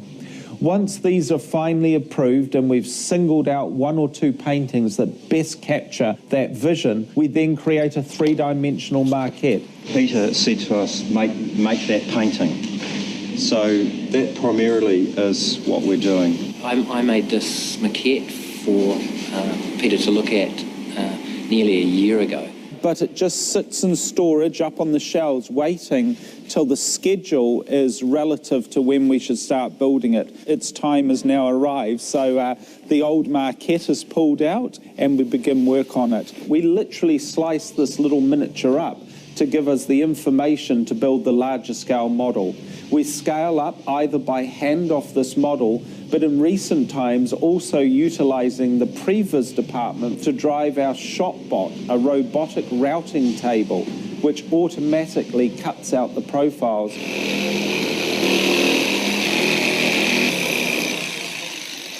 Once we've got the outline, which is just really bones, we get a skeleton, and we've got to add all the skin and the detail, like this architectural detail, that we've got to just look at the maquette and take measurements and try and recreate in between each profile. This is the area we're working on right now. It's the floor panels, and translating that onto the actual model. And after this, we're going to start building the facade of the buildings, which is this area on the maquette right here. It's not going to be as detailed as this, so it's going to be more like cave dwellings. The guys have created these massive angular rocks, and the feeling that the seismic eruption that's hitting the island is making everything fall out of parallel, and I think we've really captured that in this latest miniature. We clad rock that we've moulded from real rock around the coastline of Wellington and throughout New Zealand. We have different names for the different sorts of rock. Probably the easiest one to identify is James Brown here, same for all the grooves that it has in it. Charlie Parker, better known as Bird, and we call it Bird just because it's so goddamn interesting. Louis Armstrong is smooth with gravelly undertones. Charles Mingus, Thelonious Monk. This is one of the early Rolling Stones. We skewer it on using meat skewers or shish kebab sticks, and then using urethane foam, we actually foam those rock surfaces on, go back in with a knife, cut pieces out, tilt them, change them, squash them, stretch them, to try and make a more dynamic environment. Then we try and get Peter in to have a look at it. It's a good stage for him to make alterations if he wishes, because it's very simple still to move it around. Very thankfully, in the case of the miniatures for Kong, he's actually had very few changes. He's been very satisfied with where we've taken the miniatures, and it's allowed the process to move ahead at incredible pace. But for me personally, I think the most satisfying thing that I now get out of my job is really watching these exceptionally talented artists create all these neat things. You're working with a group of people that have an unabashed enthusiasm, a passion and a drive to just achieve really great results all of the time, and that's a good place to be. Hi, welcome to this edition of the Production Diaries. We thought at this point we kind of talked a little bit about what the Miniatures Art Department does and its relationship to the work we're doing here at Miniatures. We have a terrific Miniatures Art Department, and the man who's really responsible for putting that all together is Paul Van Omen, who's head of the shop. Shot 7, we're just about at the ledges. The model is sort of finished at Weta, John Baster and his team. They essentially complete it without dressing. So this is an undressed set. This is how it comes from Weta. It's partially painted, and we will turn it into something like this. This is an example after a few hours of dressing. Get the model team on it, get the Skull Island look. The first thing is we get presented with some, perhaps some early conceptual artwork. We've got to interpret what the production illustrators did. So we had a workshop, which in turn reflects Peter's vision of a particular scene, interpret it in a small scale. Then my guys have to come in and work out exactly what the camera's going to see and exactly what has to be hyper-detailed. Well, the set we're working on here is Anne's Run. We use a lot of live plants, a whole lot of bits and pieces that we can just put in, and they're just sitting outside, and we just go and get them and whack them. Dangerous twig, probably be used on 3 sets so far. Or this one that hasn't been used on any. It's very hard not to walk into somebody's garden, even on a Sunday, when you're and not look at something and go, oh, can we have that? Lucy's welcome to the greenhouse. Oh, see, no, I can't do it. Okay. Well, this fern on a live action set is represented by this one on a 10th scale set. It works.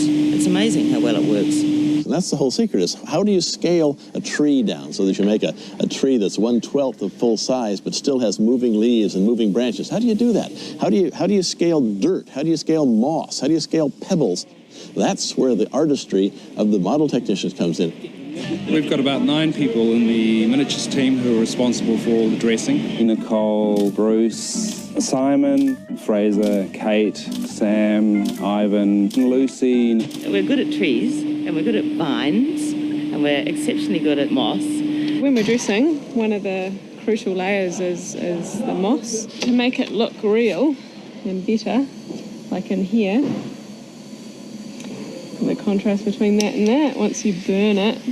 Detail, actually. That's one of the things that I really love about model making, is that you're trying to create something which is going to hopefully appear huge, and you've got to fool everyone into thinking it's that big when in fact it might only be this big, and so you've got to put all the right detail into it. The secret of doing good miniatures is having model technicians that really understand the nature of scale and how to quickly and efficiently create a big environment, let's say like this rocky surface, so that even though the camera's really close to it, it still stands up and looks in your mind's eye exactly like what you expect that moss or that algae or whatever to look like.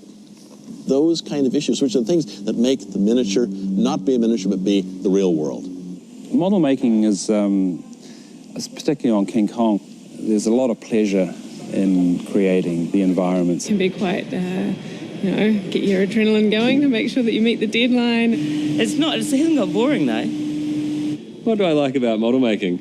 It makes me feel like a kid. Skull Island, it's your worst nightmare and your greatest dream. 10 weeks to go for us, probably 17 weeks until the film was released, so a lot of stuff to do. Hi, welcome back to Miniatures. It's about 9 weeks to go until King Kong is in the theaters, but for us it's only about 2 weeks to go because we have to finish shooting all the miniature elements to go to digital for compositing just so we can meet that 9-week deadline. In past episodes, we've showed you how we build the sets and how we dress the sets and how we work with the art direction and stuff. Now we're going to show you how we light them and how we shoot miniatures for King Kong. So let's take a look. We've got quite a few things going on at the moment in a sort of rush towards the end. We're shooting Central Park, Kong's Lair, which is where Kong lives, the Spider Pit, and another part of that is called the Log Chasm. We've done well over 1,000 of shots at this point. When you're shooting miniatures, our goal is always to make everything convincing. Now, one of the things that you notice in a film that doesn't use miniatures is that every shot's pretty much in focus. You're out in the sunlight, you can see things that are near the camera in focus, you can see things that are far away in focus. And the thing that kills most miniature shots that don't work is the fact that stuff in the near ground, stuff near the camera, isn't sharp. In order to get that convincing look that everything's in focus, it means that we have to adjust the lens in such a way that we can keep even the near stuff in focus. It's very, very tricky. Backside of that is that you've got to use a tremendous amount of light when you do that. One of the things we often have to do is try to replicate the characteristics of sunlight for a particular scene. We try to match what Andrew Lesney, who's the director of photography, who did on the day. Out in the real world, sun's millions and millions of miles away. If you're dealing with a small source that's that far away, its beams will be parallel, whereas you come in with a big light like a 20K, its beam keeps going out. It doesn't go in a straight line, so your shadows tend to change. It may not be obvious to you, but there's something wrong. You say, wait a minute, that doesn't look like real sunlight. What we've been doing is using multiple sources of light so that it looks as though there's a big source and they're all coming from a similar direction. Then there's another interesting thing we have to deal with.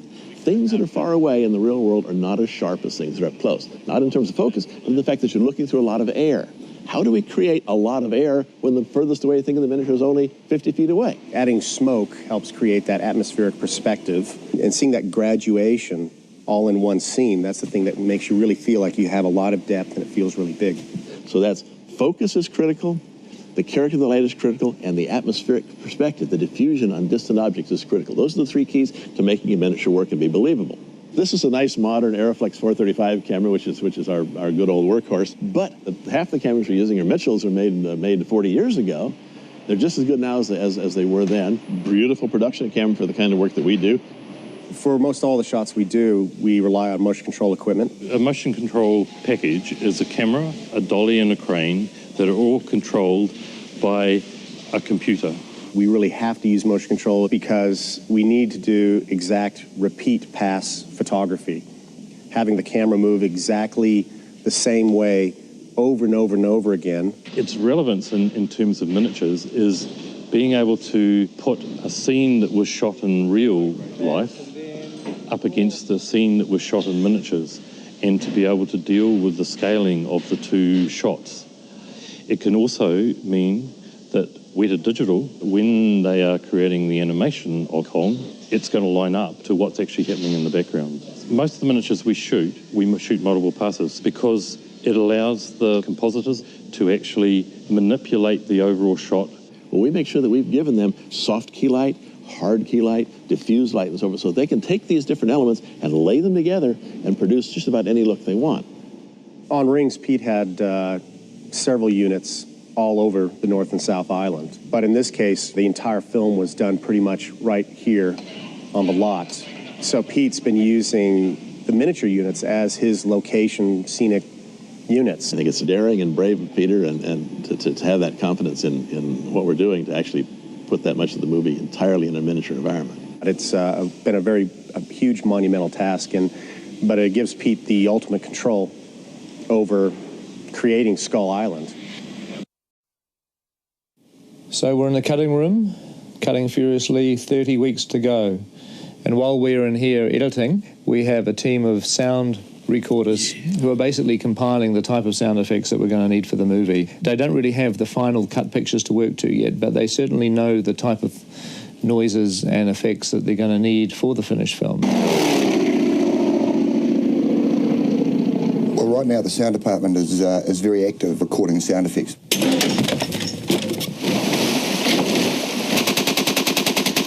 This recording stage that we're in now, this sort of gathering stage, is really fun because there's like this aspect of adventure to it. We're able to get out of the studio into the field.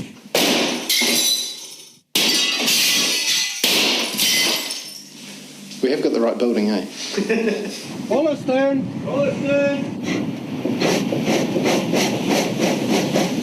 The steamship recording was really fun.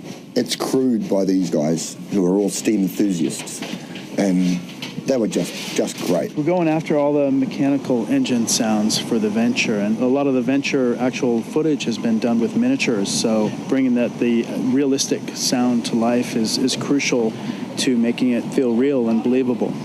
We over-recorded this boat. Better to over-record than under-record, we say.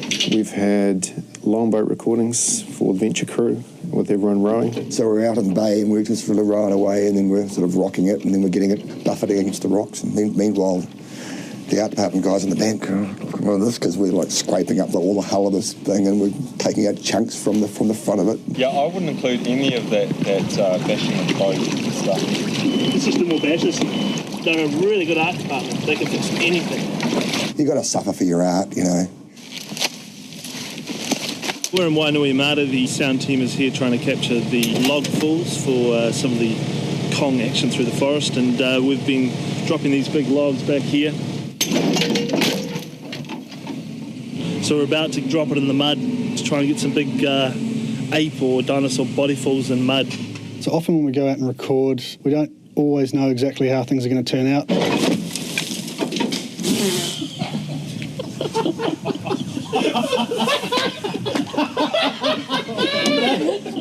That's definitely going onto the internet. Off again today, another big trip.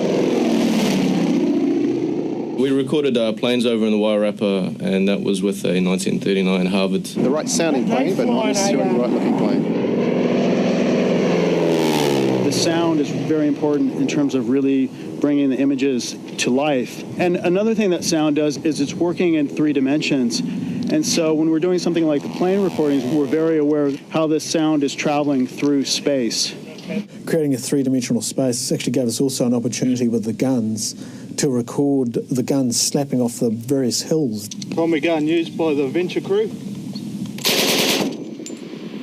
We can actually feed that into processes which can then recreate how the sound was bouncing around the hills with the sounds kind of flying around you, kind of in a theatre. Those are sounds which don't necessarily exist in libraries, and even if they did, we probably wouldn't want to use them straight out of libraries because we would prefer we give the audience a whole brand new track wherever possible, and that's always better. The sound effects library at the moment is about a half a terabyte. There's around 50,000 sound effects, so there's probably about 100,000 individual files. And we've got hours and hours of recorded material that I still haven't had a chance to get into the library because we keep going out and recording more. So it's been full on. It's been a very full on week with more to come. Okay, welcome to this week's production diary. We've got now 23 weeks left to go. So now that you've seen the gathering process and you've seen us run around, record all the sounds we need, I would like to invite you inside to Park Road Post to see the next step, which is designing and editing the sounds. Okay, so just down there is the ADR recording stage. We didn't get much of a crowd tonight, Annie. And this is our main mixing theatre. Come on, take me to dinner. And this is our department. the sound design is really made up of many, many, many layers of sounds, and we start with the smallest sounds. Sound design is pulling sounds out of thin air. Building mass footwalla. We'll start with a couple of simple elements for the hit of him throwing, and then a metal element. We'll have a glass element, and then it's really a matter of adding other elements for the slide past. Once you kind of put it all together, it kind of sounds like this. We have the ability to basically take each sound and move it around the room by putting it through this control system where we can tell it what speaker to go into. So this dot basically represents the sound. Right now, I've got it playing out the center speaker, but I can move it to the right surround, left surround, back to the front left. We're putting that right around the room, so we've got pretty much a really good quad going of creaks and moans, and when the tram gets bashed, the tram bell also dings every now and then, which is quite funny. They also use the boat and the car drops for the tram impacts onto the vehicles and stuff like that. It's been a fantastic day, one of the best recording days yet. And the tram is made of wood and steel, so it gives it a believability and that size of the impact. They're pretty tough people. When you hear this in the film, there'll be Kong effects all over it, and the crowds probably won't be anywhere near as exhausting to listen to as they are at the moment when they're totally raw, because they sound like this. You get the idea. When I finally see the scene and I see all those bits of pre-res having swapped out with the real crowd, I'm familiar with it, and I can go that shot, that sound, and just whack it in, and it's going to be a bit of a sausage factory because that's the way it's looking like it's going to turn out. We've got a pretty monstrous amount of work to get through, which is kind of appropriate given there's lots of monsters in the film. The bulk of the recording has been done, but there's still lots of little bits and pieces, and you come up with an idea and you go, oh, I want to try that. So you just sort of run away and try a particular thing. As time goes on, there'll be obviously less of that, and everyone will just get sort of hairier and sort of smellier, and we'll just get really tired and grumpy. Apart from that, it'll be great fun. Hello, KongIsKing.net.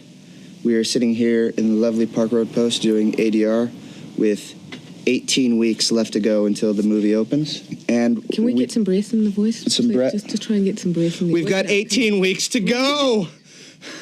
Don't say that, Colin! Nobody's panicking. It's all good. No one's panicking. It's all good. We're here in the ADR room. Check it out. Shut up and get to work. ADR is either alternative dialogue recording or automatic dialogue replacement. What ADR actually ends up being, though, is the process of replacing all of the dialogue in the film, or breaths, or grunts, or screams, or kisses, or anything to do with the human mouth, any vocal quality. You should, because there's no such thing as a slow death, see? Look, ADR basically means you're going to be stuck in a dark room all day. It can drive you insane. On the set, they often have, wind machine noise, or they might have, in fact, planes, flying over. There's any number of things can actually destroy the actual sound, on the day. So once they've actually cut the scene, we have to get the actors, in fact, back in and record again their sort of lines in the scene. At the end of the day, we're probably going to be, in fact, recording about 90+% of the dialogue. The challenge here is to make the ADR look really natural, look in sync with their mouths, so that people aren't questioning it and going, that doesn't quite look right, and making it sound natural as well. In ADR, you get these scripts, but it's not only every line, it's every little thing that you do. So one cue will be breaths. We spend a lot of time shaping breath so that they have a presence, so that it doesn't sound just like ADR. Breaths arriving with camera. Feverish nightmare breaths. Breaths while lost in thought. Concerned breaths. Breaths looking around for source of gunfire. Distracted breaths. An inhale, which is nice, to balance it. ADR, Acoustic Development Research. Mostly it's because it doesn't sound good, but sometimes it's because the acting was... Peter and Fran have always, and this is what one of the things that they taught me, is that you get another shot at the story in post. And one of the places is it's not just in the edit, it's also in the ADR. Because voice is actually what carries performance. Actually, it's kind of cool from an actor's perspective because it gives you a second chance to act, essentially. In a lot of ways, it's harder than the original performance because you got to match the lips perfectly. You got to match the intensity. You got to be really up when you see it. So up is good. Anne, come on in. Let me introduce you to the crew. Don't erase that one. Okay. I think it might be a golden nugget on closer inspection. Okay. The actor has to come in here kind of cold. Lost in what? Watch himself act in the scene and actually get himself back into that mode so that he can both, in fact, give us the actual performance on the day or something better. Lighten the ship! Anything that's not bolted down goes overboard! I lost my breath. Yeah, that's why we're going one cue. The other reason to do ADR is because you've reshaped the storytelling, so you're picking up lines that have never existed before.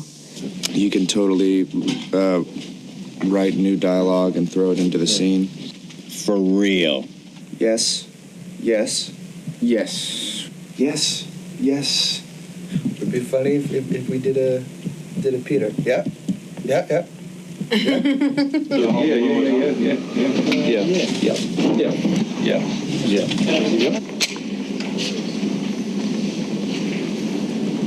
Yeah. Do a little homage. Yeah, a little homage. Yeah. Yeah. Yeah. Cool. That was funny. That's Pete. What's the hardest part about ADR? Getting Jack Black to keep his pants on. Yeah. It's pretty hard. I feel like I could hear my pants a little bit wrestling. I can hear the. Let me take care of that. Let's do it again. Hello, 15 weeks to go. This week we've got something very interesting. It's another one of those behind-the-scenes areas that not a lot of people know about. I'm sure you'll appreciate that the big sound effects are obviously put in later, like Kong roaring and aeroplanes and that stuff. But what you may not be aware of is every tiny little subtle sound effect is also added in. And a lot of these are done by the Foley artists.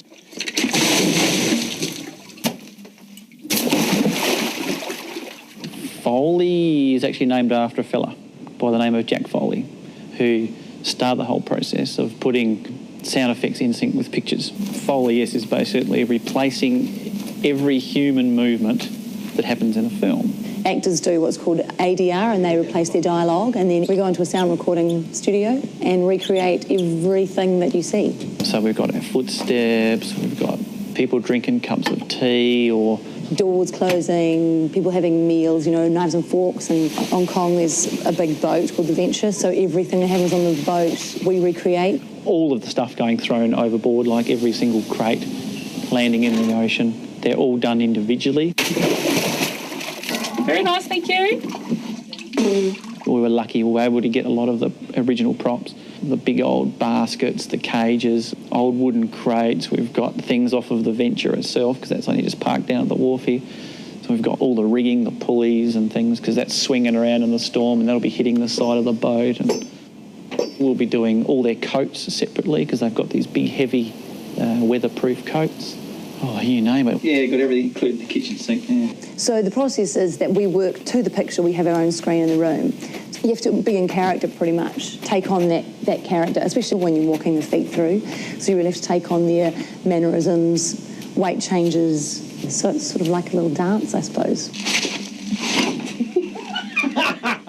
So what we're doing is we're doing all the hands on the guns, and then we'll do gun on wood, and then gun straps, and then gun rattles, and so you do layers and layers and layers of sounds just to make one element. Here we go. They've got to convince me.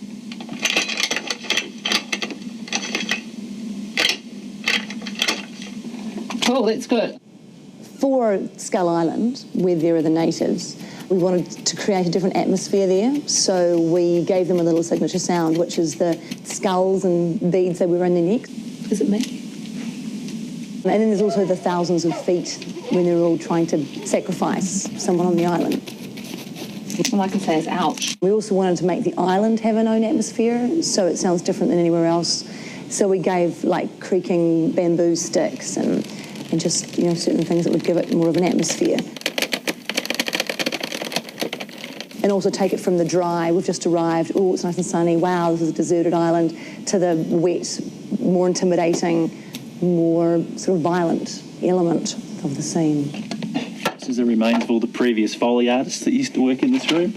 It's great fun. It's challenging, it's rewarding, it's hilarious. You're just locked away in your own little thing and do what you want, and at the end of the day you come out with a really good sound. It's a good thing. That's what I like about it. When you play it all back and it works.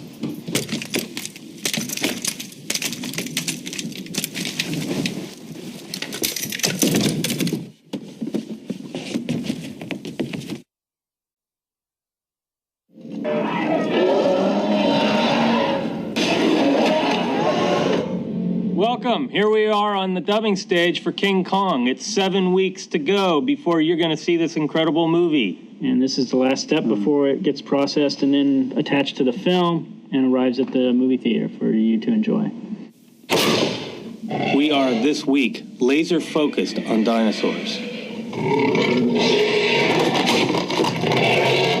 We've done a lot of Kong vocals, but this week we're spending time with the Brontosaurus, the Wetosaurs, and the T-Rex. Ultimately, we're building tracks that will carry forward to the final mix. The final mix is where we take the music, the sound effects, and the dialogue, and we combine them all down to create the final soundtrack. So Basically, the way we have it divided up on these mixes is we have one sort of mixer that handles each one of those three areas. The dialogue is handled by Mike Semanek. Bring them over here. And the effects is handled by Chris Boyes. And for the music, we have Mike Hedges.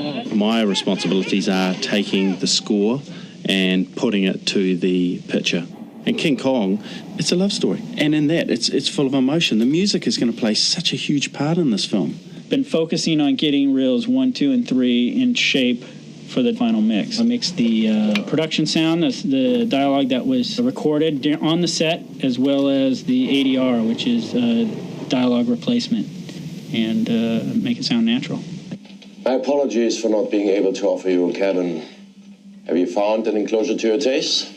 Dialogue is really the driving force between a lot of the volumes in films, and one of the things I do hate is like trying to force the dialogue up over things unnaturally, and I have to know how loud the music's going to be against the sound effects, where to place the dialogue. I'm going to set the dialogue at a level that's comfortable for audience members to listen to, and they have to wrap around it. In scenes where there is no dialogue, they can take it away, you know. Then I'm next door over here cooking up a whole brew of sounds that's going to plow right over his dialogue. And on the day, I'll have to figure out how to get out of the way. Literally, I have hundreds of tracks going, and then there'll be the 6 tracks of music that I've got to figure out how to dodge and weave and kind of weave myself into it in such a way that I'm not stepping on the music, I'm not stepping on the dialogue. And then, of course, we'll have the times where Peter will say, you know what? We need the sound effects to drive this scene, and the music will have to completely get out of the way or just, sort of play a thread underneath. And so it's kind of a give and take all day long, frame by frame, scene by scene. Gonna have the ship's engines all over the dialogue. Seagulls. Camera noise, wind. Christ knows what else. Well, I don't care, Mike.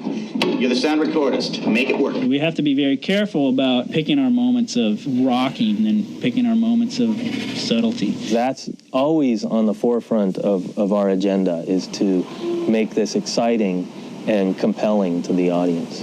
You don't want to walk out of King Kong and go, oh yeah, that was okay.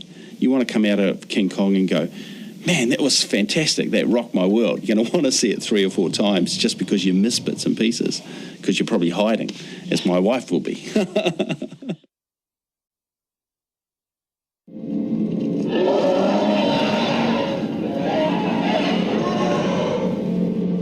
Welcome, everybody. 6 weeks to go. Pressure on. Great place to be. Last week, Michael, Chris and I introduced you to the final mix process. Today we'd like to show you the mixing console and a few of the tricks of the trade that we do as mixers to produce the soundtrack that will be King Kong. Today we're putting in the freshly scored music, putting just the finishing touches on reel 2. What we have here is a film mixing console. Ethan Van der Onder will build with his crew this wonderful palette of sounds. And then they'll bring all those sounds down here, and that's when I will sit at the console and I'll take all these tracks that they've edited and I will start playing with all the tools that I have. She's standing at the railing. She doesn't know it yet, but they are sailing towards disaster. People go, wow, look at all these knobs and buttons. Yeah, but you know what? It's only one strip here. They're all the same. It's just duplicated. So once you learn one, you know them all. Each voice of each actor or character comes in on these faders. Then you get to see, whoa, how loud you can actually make it, or how soft you can make something, or equalizing it, how bright. Wow, it's too bright, or, too low-endy. I can put a lot of bass in somebody's voice who doesn't really have bass in it. It's not ethical. What are they going to do, sue me? Huh? Get in line. I'm not going to let them kill my film. Each fader has, in my case, a different part of the orchestra on. And in that, we will have the percussion split off. So if Peter wants to have a different feel for any given reason, we'll be able to pull the orchestra down, which is the strings and the cellos, and raise the percussion, the drums, the timps, all of the exciting elements.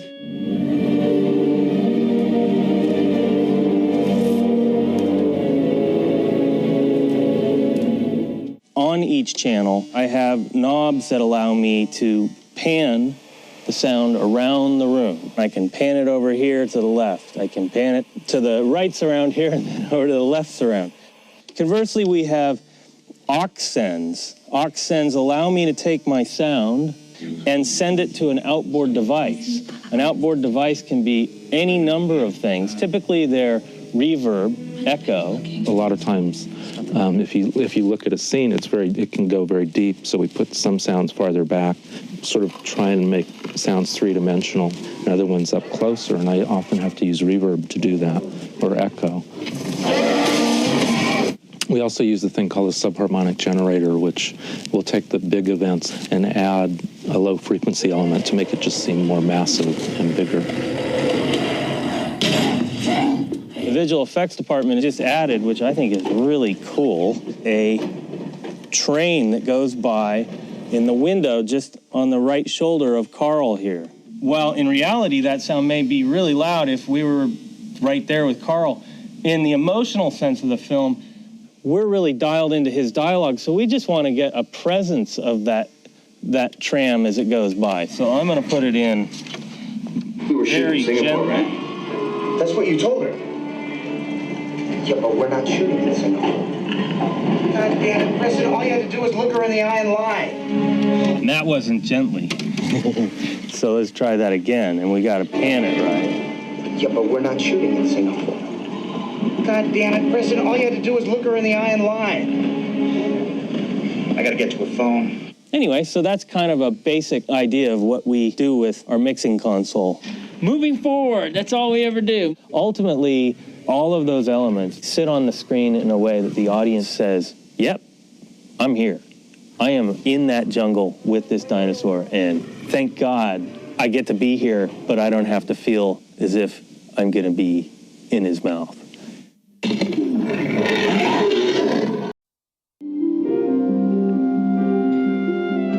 Hi, it's James here, and we're in my studio, and here in Los Angeles, this is where I write and do all the mock-ups of all my scores, and especially the score to King Kong, which we have, I think we're 5 weeks away from the release, and we've recorded about an hour and a half of music, about an hour and 10 minutes to go, and things are going well, and I have an unbelievable amount of work to do, and I'm having a ball.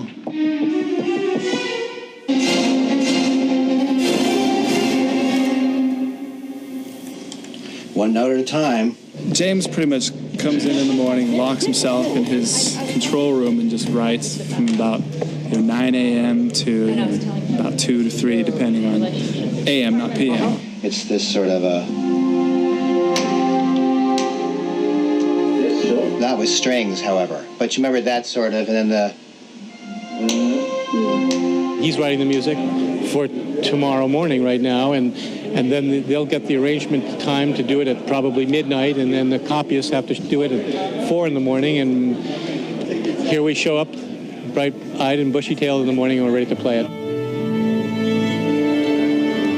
We're here recording at the moment at Sony Studios in Culver City in Los Angeles, in the room that used to record all the old MGM musicals and many other things. Wizard of Oz was scored here in 1939, and hundreds of movies in between. Have you recorded on this stage? We did The Frighteners there, yeah, with Danny, a long time ago. Yeah. It's a pretty cool place. It's a great place. Rocha would have recorded here, Waxman would have recorded here, and possibly Steiner too. So it's kind of wonderful, you know. All set? Speed. King Kong, 4M3B, take 312.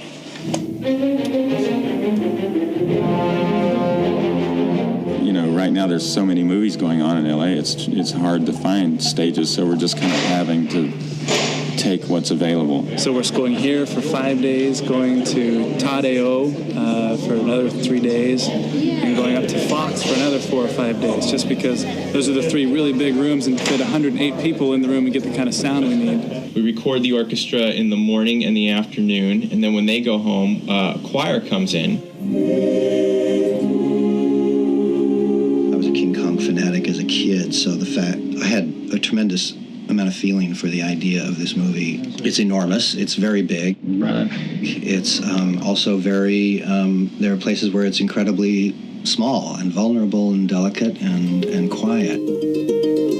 Well, you know, the first cue that James wrote actually was we call Kong Appears. It's right after Anne has been lowered down and Kong comes out of the fog. That was the first cue he wrote. I mean, it really did. It set the tone. It was a beautiful, beautiful sequence, you know. He wrote the first 3 reels, which are pretty much done now. Then he jumped to reel 9 to write the finale of the movie, because there were themes in the finale that he wanted to suss out that can be reprised earlier in the film. I normally write 2 minutes a day is my normal goal, but since we were on this for about 5 weeks, I'm writing a lot. He's got to get for up to 2 hours, 48 minutes of music done. When we come back in at 41, it needs to be faster. Okay. It's an incredibly condensed schedule. We're doing what normally would take 4 to 5 months in 5 weeks. By the way, bravo, beautiful sound. That was just great. I'll tell you one thing that's not coming up: sleep. I've been working on it for about 11 days, and I've been averaging about 3.5 or 4 hours of sleep a night.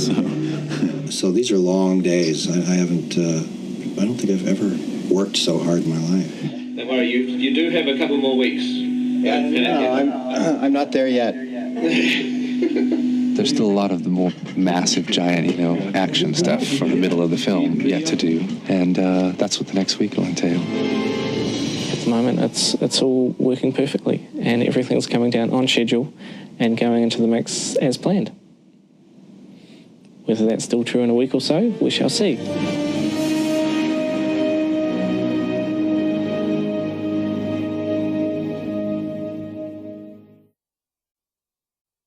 Hello, welcome to this week's post-production diary. It's 4 weeks to go, and I'm sitting here in this rather comfortable chair talking to James Newton Howard, who I've never actually met.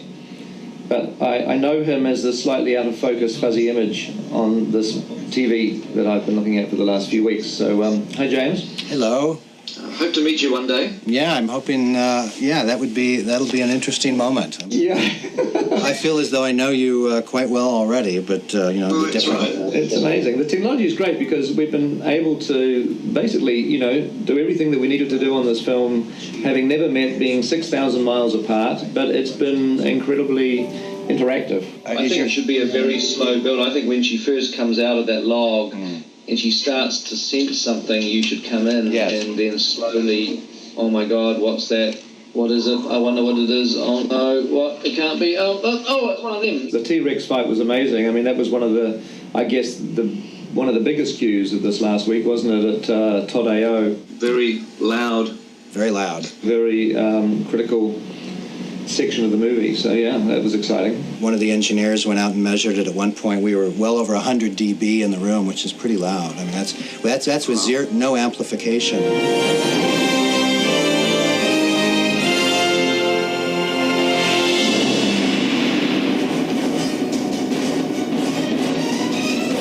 We're at Todd AO in Studio City, California, near Burbank. This is the old CBS Radford studio, and we're here with LA's finest, moving incredibly quickly through a lot of music. And the orchestra, they just constantly amaze me.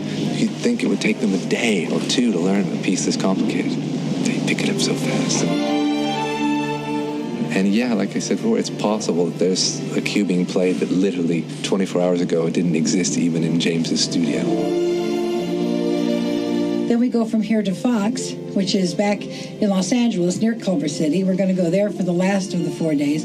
Plus, we have one session at Warner Brothers in Burbank, and I think we have a small session in Burbank at O. Henry. Right. So we should get a bus with an ape on top, call it the King Kong Roadshows. After we've recorded the music and gotten edited on the stage, it gets sent over to Alan Meyerson, who is one of the 2 mixers on this project. And my job is really to polish it and make sure that it is as much as it can be, it's as exciting as it can be. And they'll start mixing, sometimes mixing all the way through till the next morning. Since they've gotten those mixes done, they can upload them to New Zealand, so when New Zealand wakes up, they've got a set of mixes ready to go. Normally, the score is pre-recorded before we even start final mixing. Because we're on such a tight time pressure at the moment, the synthesized mock-ups are coming in thick and fast, as well as the actual recorded material. And as we've got mock-ups, we've sometimes put the mock-ups into our mix so that the sound mixing can continue. firstly with the mock-ups, and then as the orchestral music is recorded, it gets swapped out, and any tweaks happen to the mix. What music tracks were not the real ones? Obviously the stuff at the end in the corridor and the deck. And the whole dock through her getting on the boat. Yeah. They were starting their final mix the day that we started writing music.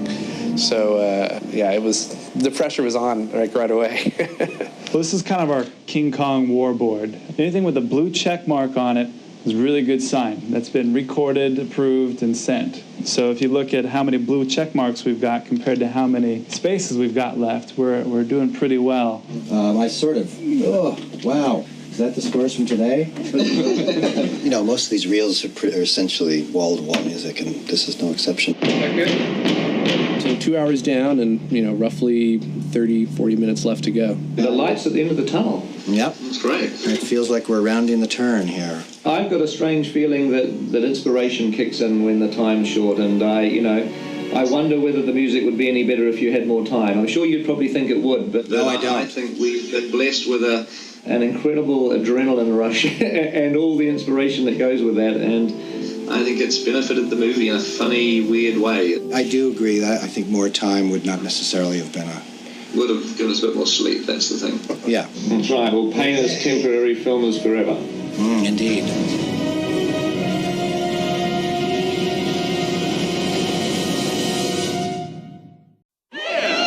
All right, here we go.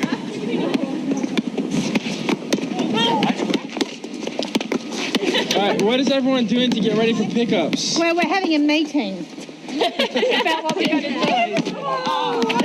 A department bonding thing. It's therapy. It's good therapy. So here we are. We're 21 weeks to go. And this week's a busy week. We're preparing for pickup shooting. What are pickups? People walk around and we sort of do a community service, and there's a lot of rubbish around Miramar, so I'd like to help pick it up. Pickups. The director cut the film and then decides that he needs to add shots, change shots. During the cutting, you come up with ideas for new scenes. You come up with little pieces of information that you want to get across to the audience. You come up with actually sometimes just better ways to tell a story or to get some information across. And so we're doing that right at the moment. We've got 2.5 weeks. In fact, really 2 weeks. It's to pull a team together, find out what we're doing, and find the spaces to work in, because once again we're fighting for spaces with lighting. And hey, it's the same. It's fun. It's what we do. So this is the map of Stone Street, which is basically a map that hasn't changed that much, but we kind of issue it just to let everyone know where everything is going to be. It's one gateway and everyone comes in and out. See? Excuse coming us. in and out. One gateway. End of tomorrow it'll all be sorted. What are we shooting, Matt? Don't tell them anything. Don't give away any secrets. Does anyone know? No, no one knows. That is a $100,000 question. We have some general parameters of what we're going to be shooting, when we're going to be shooting, and where we're going to be shooting. We can fill in the rest later. We'll find out tomorrow at 11:30. She's bright, she's clever, she's smart. Welcome back, everybody. Andy Serkis is here and able to work, so we'll do some new shots with Andy and Jimmy. It's interior Dennis cabin because we have no exterior. Do we? No, we don't. No. So here we are. We have 1 week to finish building our sets before we start shooting pickups, particularly in K stage here. We're putting in the ship's hold, the native village part of, and some generic jungle. All the sets are in storage, and it's just a matter of pretty much piecing them together, even though it's not quite that easy, but this is just for our use for continuity, so we can put things back together as they were. We're just going through the testing phase at the moment. There's about 280 odd space lights rigged in there. Got 6 40-foot container loads of gear coming in from overseas. 14,000 metres of wheel and cable we've got. On top of the 170 shooting crew and makeup and wardrobe and stuff, we still have a huge, construction department and art department and greens department. Pickups are good. It's more fun than making the movie. Shane D will just go up and do a couple of checks first, like the good coordinator he is, before he throws up the disposable stunties.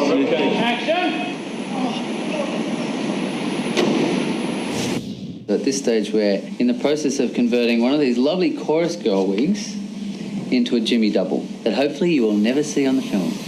We've got principal cast coming back into town, so every opportunity possible we're trying to get hold of them so we can get ADR needed for the show. It's gone well. We made excellent progress. We did 7 pages yesterday.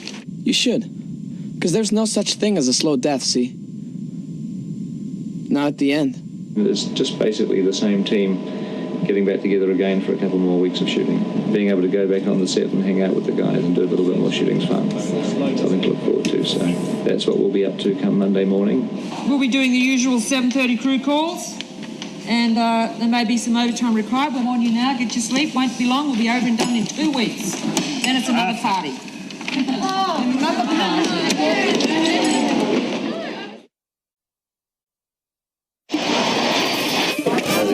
It's good to be home. We heard they needed us, so we flew in to take care of business. We're here. Everybody's warmed up, ready. I'm excited to be here to see all the peeps again.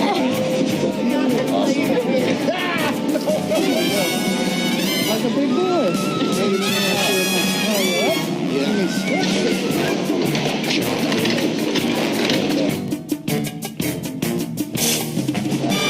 Here we are, team starting to assemble. We're actually ready with lighting. We're ready with lighting, we're ready to shoot. We've just got them off the plane and we're ready to shoot.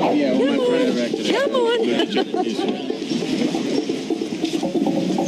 Yes, that's how it was. What's special about today is I'm here with all my friends, and we've got some nice rocks, stills photographer, crew everywhere. This is the earliest I've been up in 4 months. Wave, say hi, we're back. Good. See, that's what's special about today, because we're all here. How's he not bring it back? I don't feel like we have left. I feel like I've been in this hole the whole time saying compliment to the chef. Compliment to the chef! Oh, God. I've been in this cage the whole time, so I really haven't accomplished much. I'm psyched that we're doing the pickups because I think I've gotten better as an actor, and I think I'm going to blow Pete away with some of my new acting techniques. I'm going to bust out.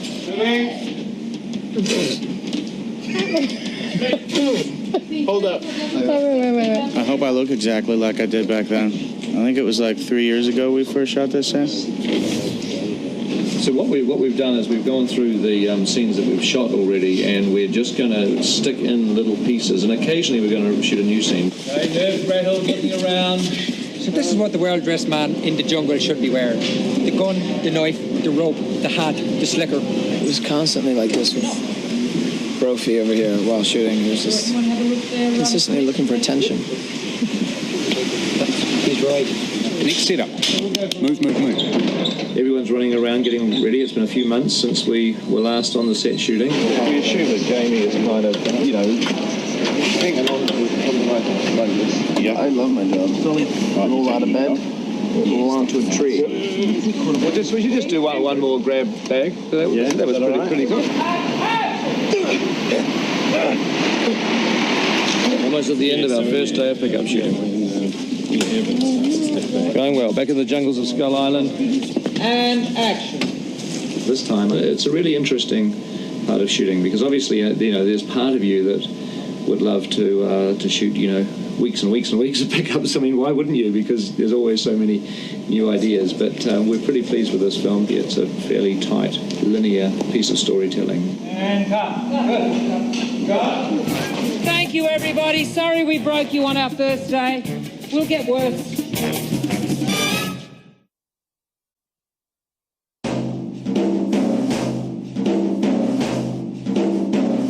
Well, we're still on pickups, and today we are going to spend some time with the Venture Crew. Of course, Venture Crew have had to go through a severe boot camp in which they learn the art of waiting, because after all, that's what a good crew member does. They sit around, they do nothing except drink tea, eat biscuits, and smoke cigarettes. Hey, Marco.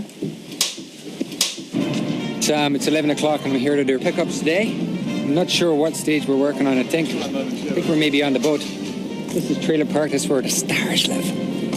We go around here where The stars don't live. You don't hear you.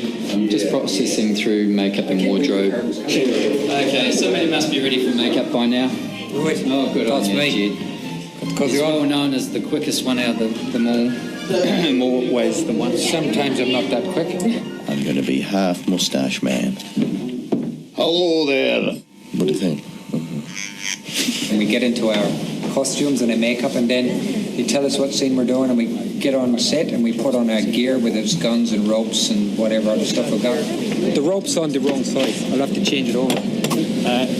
No, that's wrong. That's exactly how it went before. And there we go.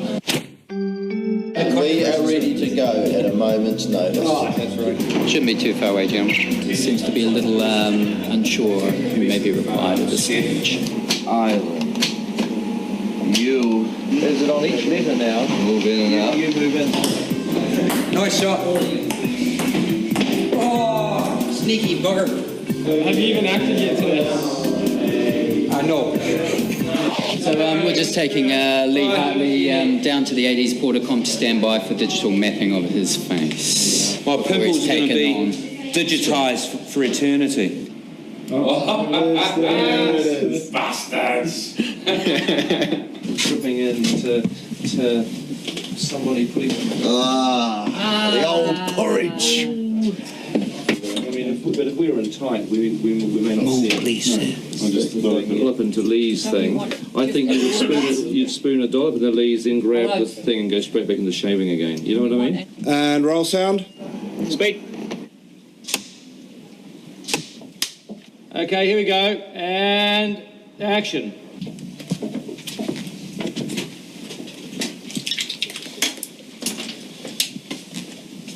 Cut. All right. Call that. Closing one eye. Smoking a fag. Yeah, that's making right. the boat There was move. something else. I couldn't remember. Making the boat move. Shaving with my left hand. Stirring with my right. It's all... This is my bête noire scene. So, it's 4:30. We've been here since 11:30. Shouldn't be too far away, guys. For the last 5 hours, we've sat around in costume having amazing conversations with each other about brilliant things. So I've got my Tenacious D album in.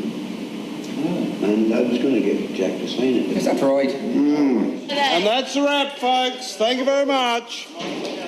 That's the word. We can wrap everybody else still in the cafe. Sorry, guys. Unfortunately, you are wrapped. Yay! Oh. Thank you very much. Oh, here he is. Apparently they're a little mad because you got to go on set twice today. Oh, actually three times. Facial. I've been there since 8 o'clock this morning. And I had a line. You had a line, did you? Oh, good line with it. We're set. Day's over. Get porridge smeared in my face, along with shaving cream up my nostrils. It was good. It was good fun. Okay, yeah. I look like Andy in his suit. Right, see you tomorrow. Thanks very much. Bye. Thanks. So it's a day in the life of a glorified featured extra. We didn't get on set today. We sat around, played ping pong, ate food, had a good time, and now we're going home.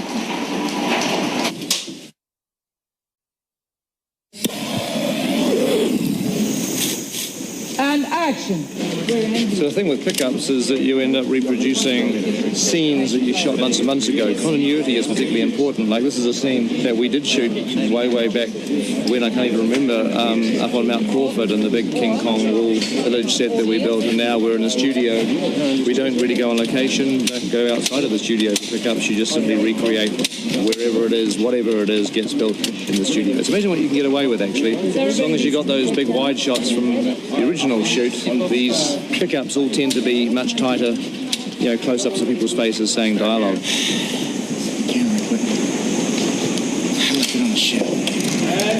Okay, cool. Yeah. Do you want to get one from Very Simple? No, I've asked him to. Yeah. Continuity is very important. Victoria Sullivan becomes somewhat of a hero during these pickup shoots because she has to look at actually where people's hair was hanging 8 or 9 months ago, and those exact strands of hair have to be sculpted into the precise same place. Continuity is very important, more so than ever before. The importance of continuity is keeping the audience member flowing with the story instead of thinking, oh, I wonder how they did that shot. And oh, look, that was there before and now it's gone. The thing is, first there was like a little dot of it, and then I thought, oh, I'll just pull out that little dot of material, and then before I knew it, zhink, a whole string came out of my costume, and now I'm worried it doesn't look the same in continuity. Except I don't think you can really notice. It's just, what are you doing? I'll tidy it up. No. It's okay. Thank you for the thought, Andy. And action!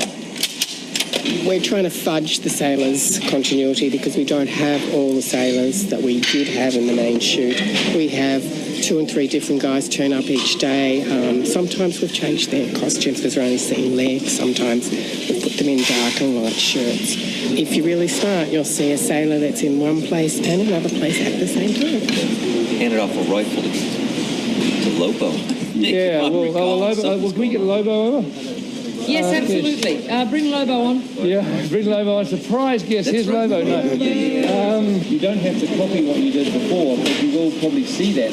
You have to just do some different things, you know what I mean, to sort of add to it. Of course, one of the things with pickups that you have to do is match the lighting. Water, which we may have done for real in the original shoot, we now, we use various lighting effects to simulate the look of a ship travelling at sea. Reflective kind of things and movement of lights can do a lot to make you feel like it's something that's moving. So these guys up here are sticking some mirrors and stuff, and we'll bounce a bit of light around. The mirrors are for reflecting the xenons back in here, back like sunlight. They're jungle mirrors, so basically I can make 4 shafts of light out of 1 lamp. And basically they're on that grid up there. That whole grid moves around, so it makes the sun move around. Yes. Wrong movie. It's the wrong film. He's on the wrong set. Hey, thanks, guys. Thanks, Andy. Thanks, Jack. Thanks, Evan. Wrapping you guys. We'll do Lambia Store in the morning. So that's 1.5 weeks of our pickups down, only half a week to go, which actually means only 2 or 3 more days shooting on King Kong, and then we're done. Maybe. To wait and see.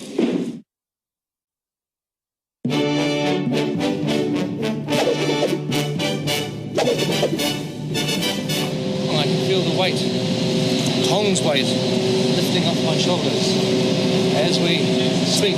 Let's just pour a little, and as soon as you hear the pouring, stop pouring. Pour a little. I will pour a little. What about this one? I will pour a little. Tell me what you think about this, though. What do you think about this? Action. No, not for me. I can't afford to get smashed. This is the Edgar Wallace original Kong script. I see it with my own eyes. And I was not drunk. Did you get the first draft on eBay? Got it somewhere else, yeah. Not on eBay, but Last day. Is it? There won't be no more pay tomorrow. I will not have no more food in my house, so I'm eating tonight in a serious way. See you later. About number 17, light, sort of about that. Okay, so but this is moving, right? This is moving, so it'll just go around. Keep going, right. Okay, so it's pretty much straight in front of me. Yeah, it's going to be pretty forgiving, your eyeliner, I think, so long as you just look up into that direction, wherever you are. I'm a Kong guy line. Action.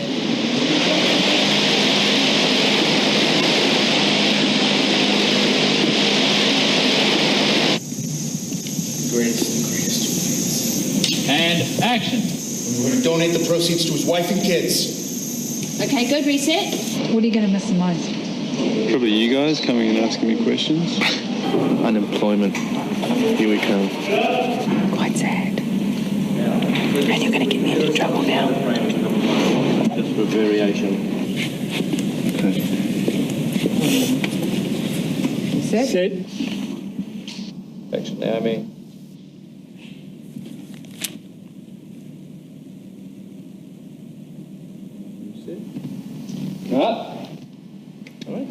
So here we are at the very end of pickups. Last day, Adrian and Jack are about to finish very shortly within the next few minutes, and it's all coming to an end. Yes, it's the formal end of principal photography, and I, for one, am really pleased. I can't wait to go to the movies and see it. It's exciting that it's coming near the end. It'll be sad. I'm delighted because I'm going on holiday now. Looking forward to sleeping in tomorrow, though. This is it. This is it. This is where you kill us. It is. Last chance to kill us. Yep. So you're at the top, Jack, and Adrian, you're down there, and this is basically going to be an insert and as the log falls down. All right, here we go. Let's bring up the lights. And action!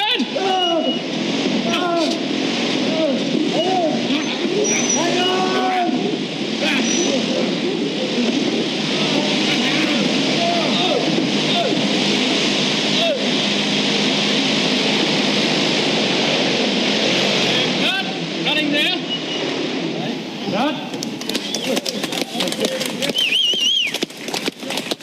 Officially the last shot of King Kong. Video Diaries, get the last shot. December 14th, coming your way. Theatre near you. Probably deserve a drink or two, don't we? Yes, we do. Here's to the motion picture business.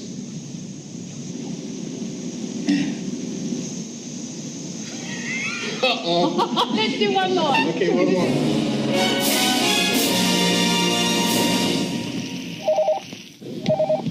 Rep, whatever. Miniatures, shoot day 320 and counting.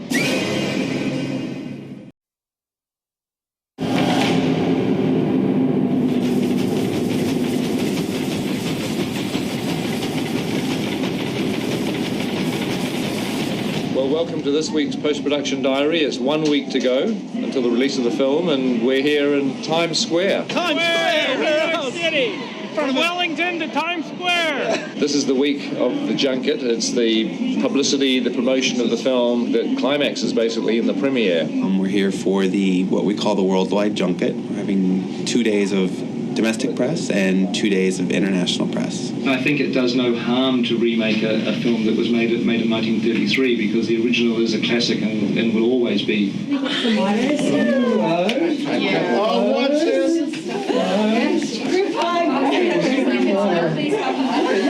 Peter Jackson and the cast got settled in a bit, and then on Thursday morning began the grueling process of a press junket, which is you sit in a chair in a room, and every 5 minutes another journalist comes in and out. Am I in? Oh, so you go in. Oh, I'm the... Long time. Jack? Hug it out. There's all kinds of musical pieces going on. Good to see the music. Circus.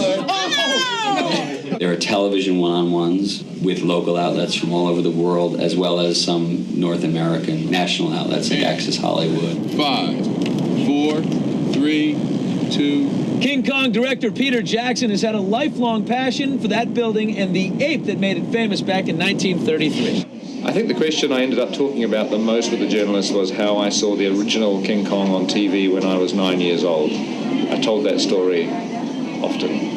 Oh, I sobbed when I saw the first film. I was 9 years old. Well, I can relate back to when I was a 9-year-old seeing it. I mean, when I saw the original when I was 9, I cried. That was a scene that stuck in my head ever since I saw Kong when I was 9 years old. We're putting up a life-size King Kong sculpt from Weta in Times Square, and the mayor will proclaim it King Kong Day and give Peter the key to the city. I, Michael R. Bloomberg, Mayor of the City of New York, do hereby proclaim Monday, December 5th, 2005, that's today, folks, in the city of New York as King Kong Day.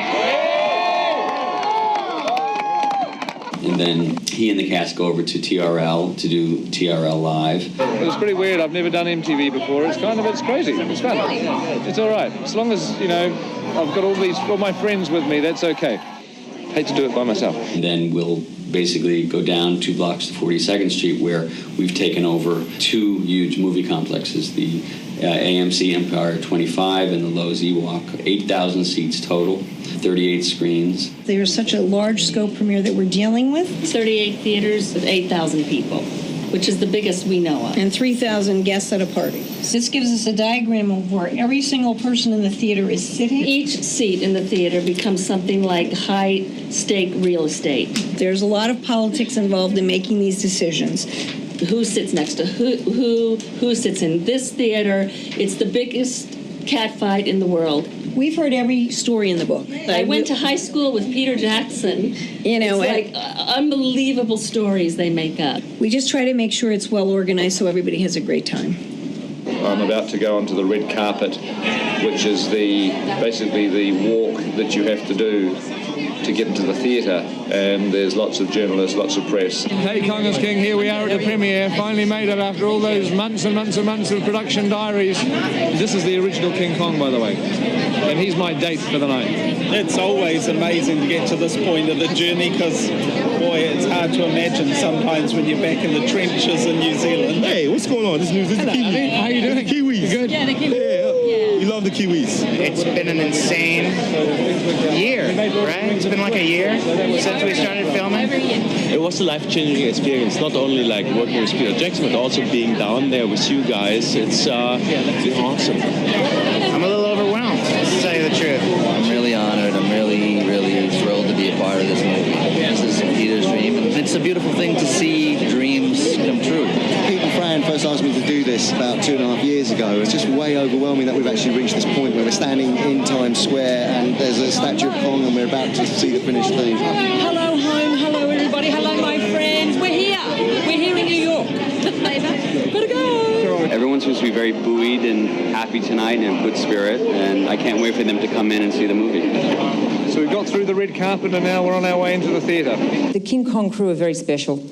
Some of them even followed us here tonight from New Zealand, which is really weird, but you know, that's what they do. And we love them all dearly. They're passionate, terribly clever, a lot of fun, really patient, and without them we'd be in a lot of trouble. So we just want to thank you all very much from the bottom of our hearts. There's too many people to mention by name, but you'll see the credits when they roll for 9 minutes. Don't go to the bathroom. Well, you probably will need to go to the bathroom, but there's a lot of people in the credits, and that's because so many people worked very, very hard on this film. Finally, we get to sit down and watch the movie that we only finished last Monday, a week ago. Following that, a smaller number of people get to go to the after party at Pier 92 on the Hudson. You have the lovely orzo, the lovely goat salad. You have asparagus tips, bocconcino. This is a corn souffle pudding. We have a lovely chicken satay. We started with the ship at the pier. We go into Skull Island and we turned all the columns into these magnificent trees. And then we chose to come into New York City and we have a burlesque house. And then we go into this marvelous club called El Morocco that was the hot club in the 1930s. And that's what we made into the reserved seating area. Peter Jackson is a genius. I hope to work with him again on King Kong 2, Electric Boogaloo. This is cool, but the day the movie opens around the world, there's no other place I would want to be than in Wellington. So I'm seriously, let's get this one over with and get down to Wellington. So we'll see you folks in 1 week's time for the Wellington premiere, the last premiere, and the final post-production diary. So look forward to seeing you then. So hi, welcome to the Kong... Well, I'm sorry, start again. Hello, welcome to Kong is King, the internet fan site for the movie we're making, the remake of King Kong, and I'm here on the set, the first night of shooting. Well, this doesn't look like much at the moment. This is an empty parking lot, but it's where day one of the shoot took place. We had the Venture and the New York docks built right there in our parking lot. It's not there anymore, but it exists on film. And obviously, finally, it's a film that you can get to see after all these months and months of production diaries. So we're on day 16, day 20, day 27, day 36, day 40, day 51, day 66. Welcome to day 77. Day 85. So today it's day 100. Okay, welcome to day 125 or 6 or 7 or whatever it is of our shoot. Finally made it through the shoot and we're in post-production. 30 weeks to go. 28 weeks to go. 24 weeks away from the opening of the movie. Oh, hello. 16 weeks to go. 14 weeks to go, don't panic. 8 weeks to the release of the film. It's 3 weeks, 2 weeks. 1 week to go.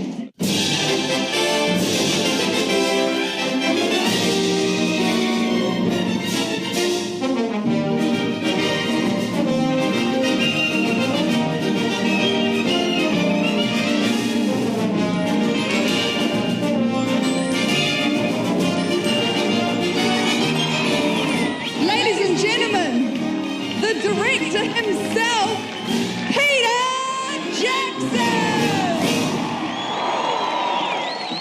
Well, it's fantastic. I mean, this is where it was made, so a huge number of people here helped, thousands of people, so it's great to be back in the hometown. And as far as premieres go, Wellington does it the best. You can't get much better than this, can you? Yeah, well, it's certainly a lot warmer than New York. It's not like in the Northern Hemisphere where it's snow everywhere. It's great to be in hometown, though. We're getting some sleep now, so it's all good. We had absolutely nothing to do with the production of this film. No, that's right. But we're just here for the carpet. Wow, it's the red carpet. It's the final frontier. We made it. Yeah, it's good. And also, we have another sensational star. You guys are never far, are you? Hey, we're off. We're going on our holidays now. Tomorrow morning we're flying to the South Island. It's over. Oh, I'm heading down to South Island. Yeah. A few boats down there. Yeah, Barcelona after this. Yeah, we'll get on a plane right after the movie. They wanted me out of here tomorrow morning, and I'm not going. I'm going to stay another day. It's been incredible. I want to thank the Weta Digital crew, to be honest, because they did the most amazing job. It was worth the blood, sweat and tears. It really was. Every moment of it. It's absolutely worth it. Oh, thank God it's done. Oh, it's finished. Enjoy the film. We're sure as heck glad it's over. Woohoo! Gosh, what a tough 2 years, but what an amazing 2 years. Yeah. To have that result is unbelievable. Yeah. But it made all the more amazing because we're with Weta's biggest fan right here. And she even sent us a beautiful sign. Look at that. Weta, look at that. Weta. Fantastic. This is just fantastic to have such a great welcome. Thank you very much, Kerry and Trevor, and all the people that have gone to this extreme effort to make the day a great party day. Thank you so much. King Kong is very much a Wellington film. We're just doing the very last production. No. The last one? How have you lasted so long? You've been the bane of my life. I hope you guys have enjoyed this experience so far with the web diaries and all that stuff. It's been really cool. You know, it's been an amazing thing to be a part of that process, and the fact that Pete shared so much of it. Guys, you've stuck it out, and you've seen how it's made, how it's all put together, how everything works, all the little mechanics of the big movie that it is. Now just go and see it and have some fun.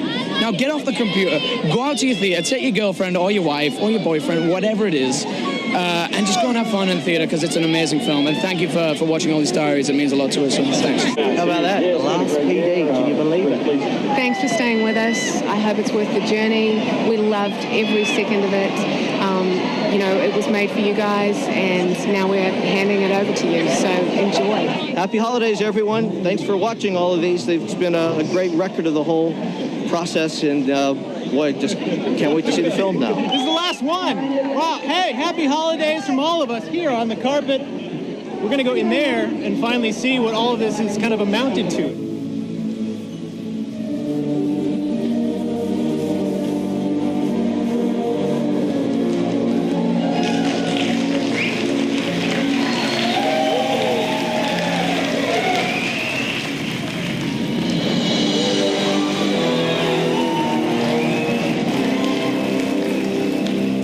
Here we are, we're signing off on the exact place that we began all those months ago. I want to just thank you, everybody at Kong is King, Michael, Regina, all the fans, everybody who's been looking at these production diaries over the past 18 months or so. You'll see a few things in the production diaries that didn't make it to the final cut. So who knows, there might be a DVD in the future. This may not be the last time we'll be talking to each other. It's been an experiment, and I hope you've enjoyed it. It's been fun for us, and I hope you enjoy the finished result. So thank you very much. I'll say goodbye.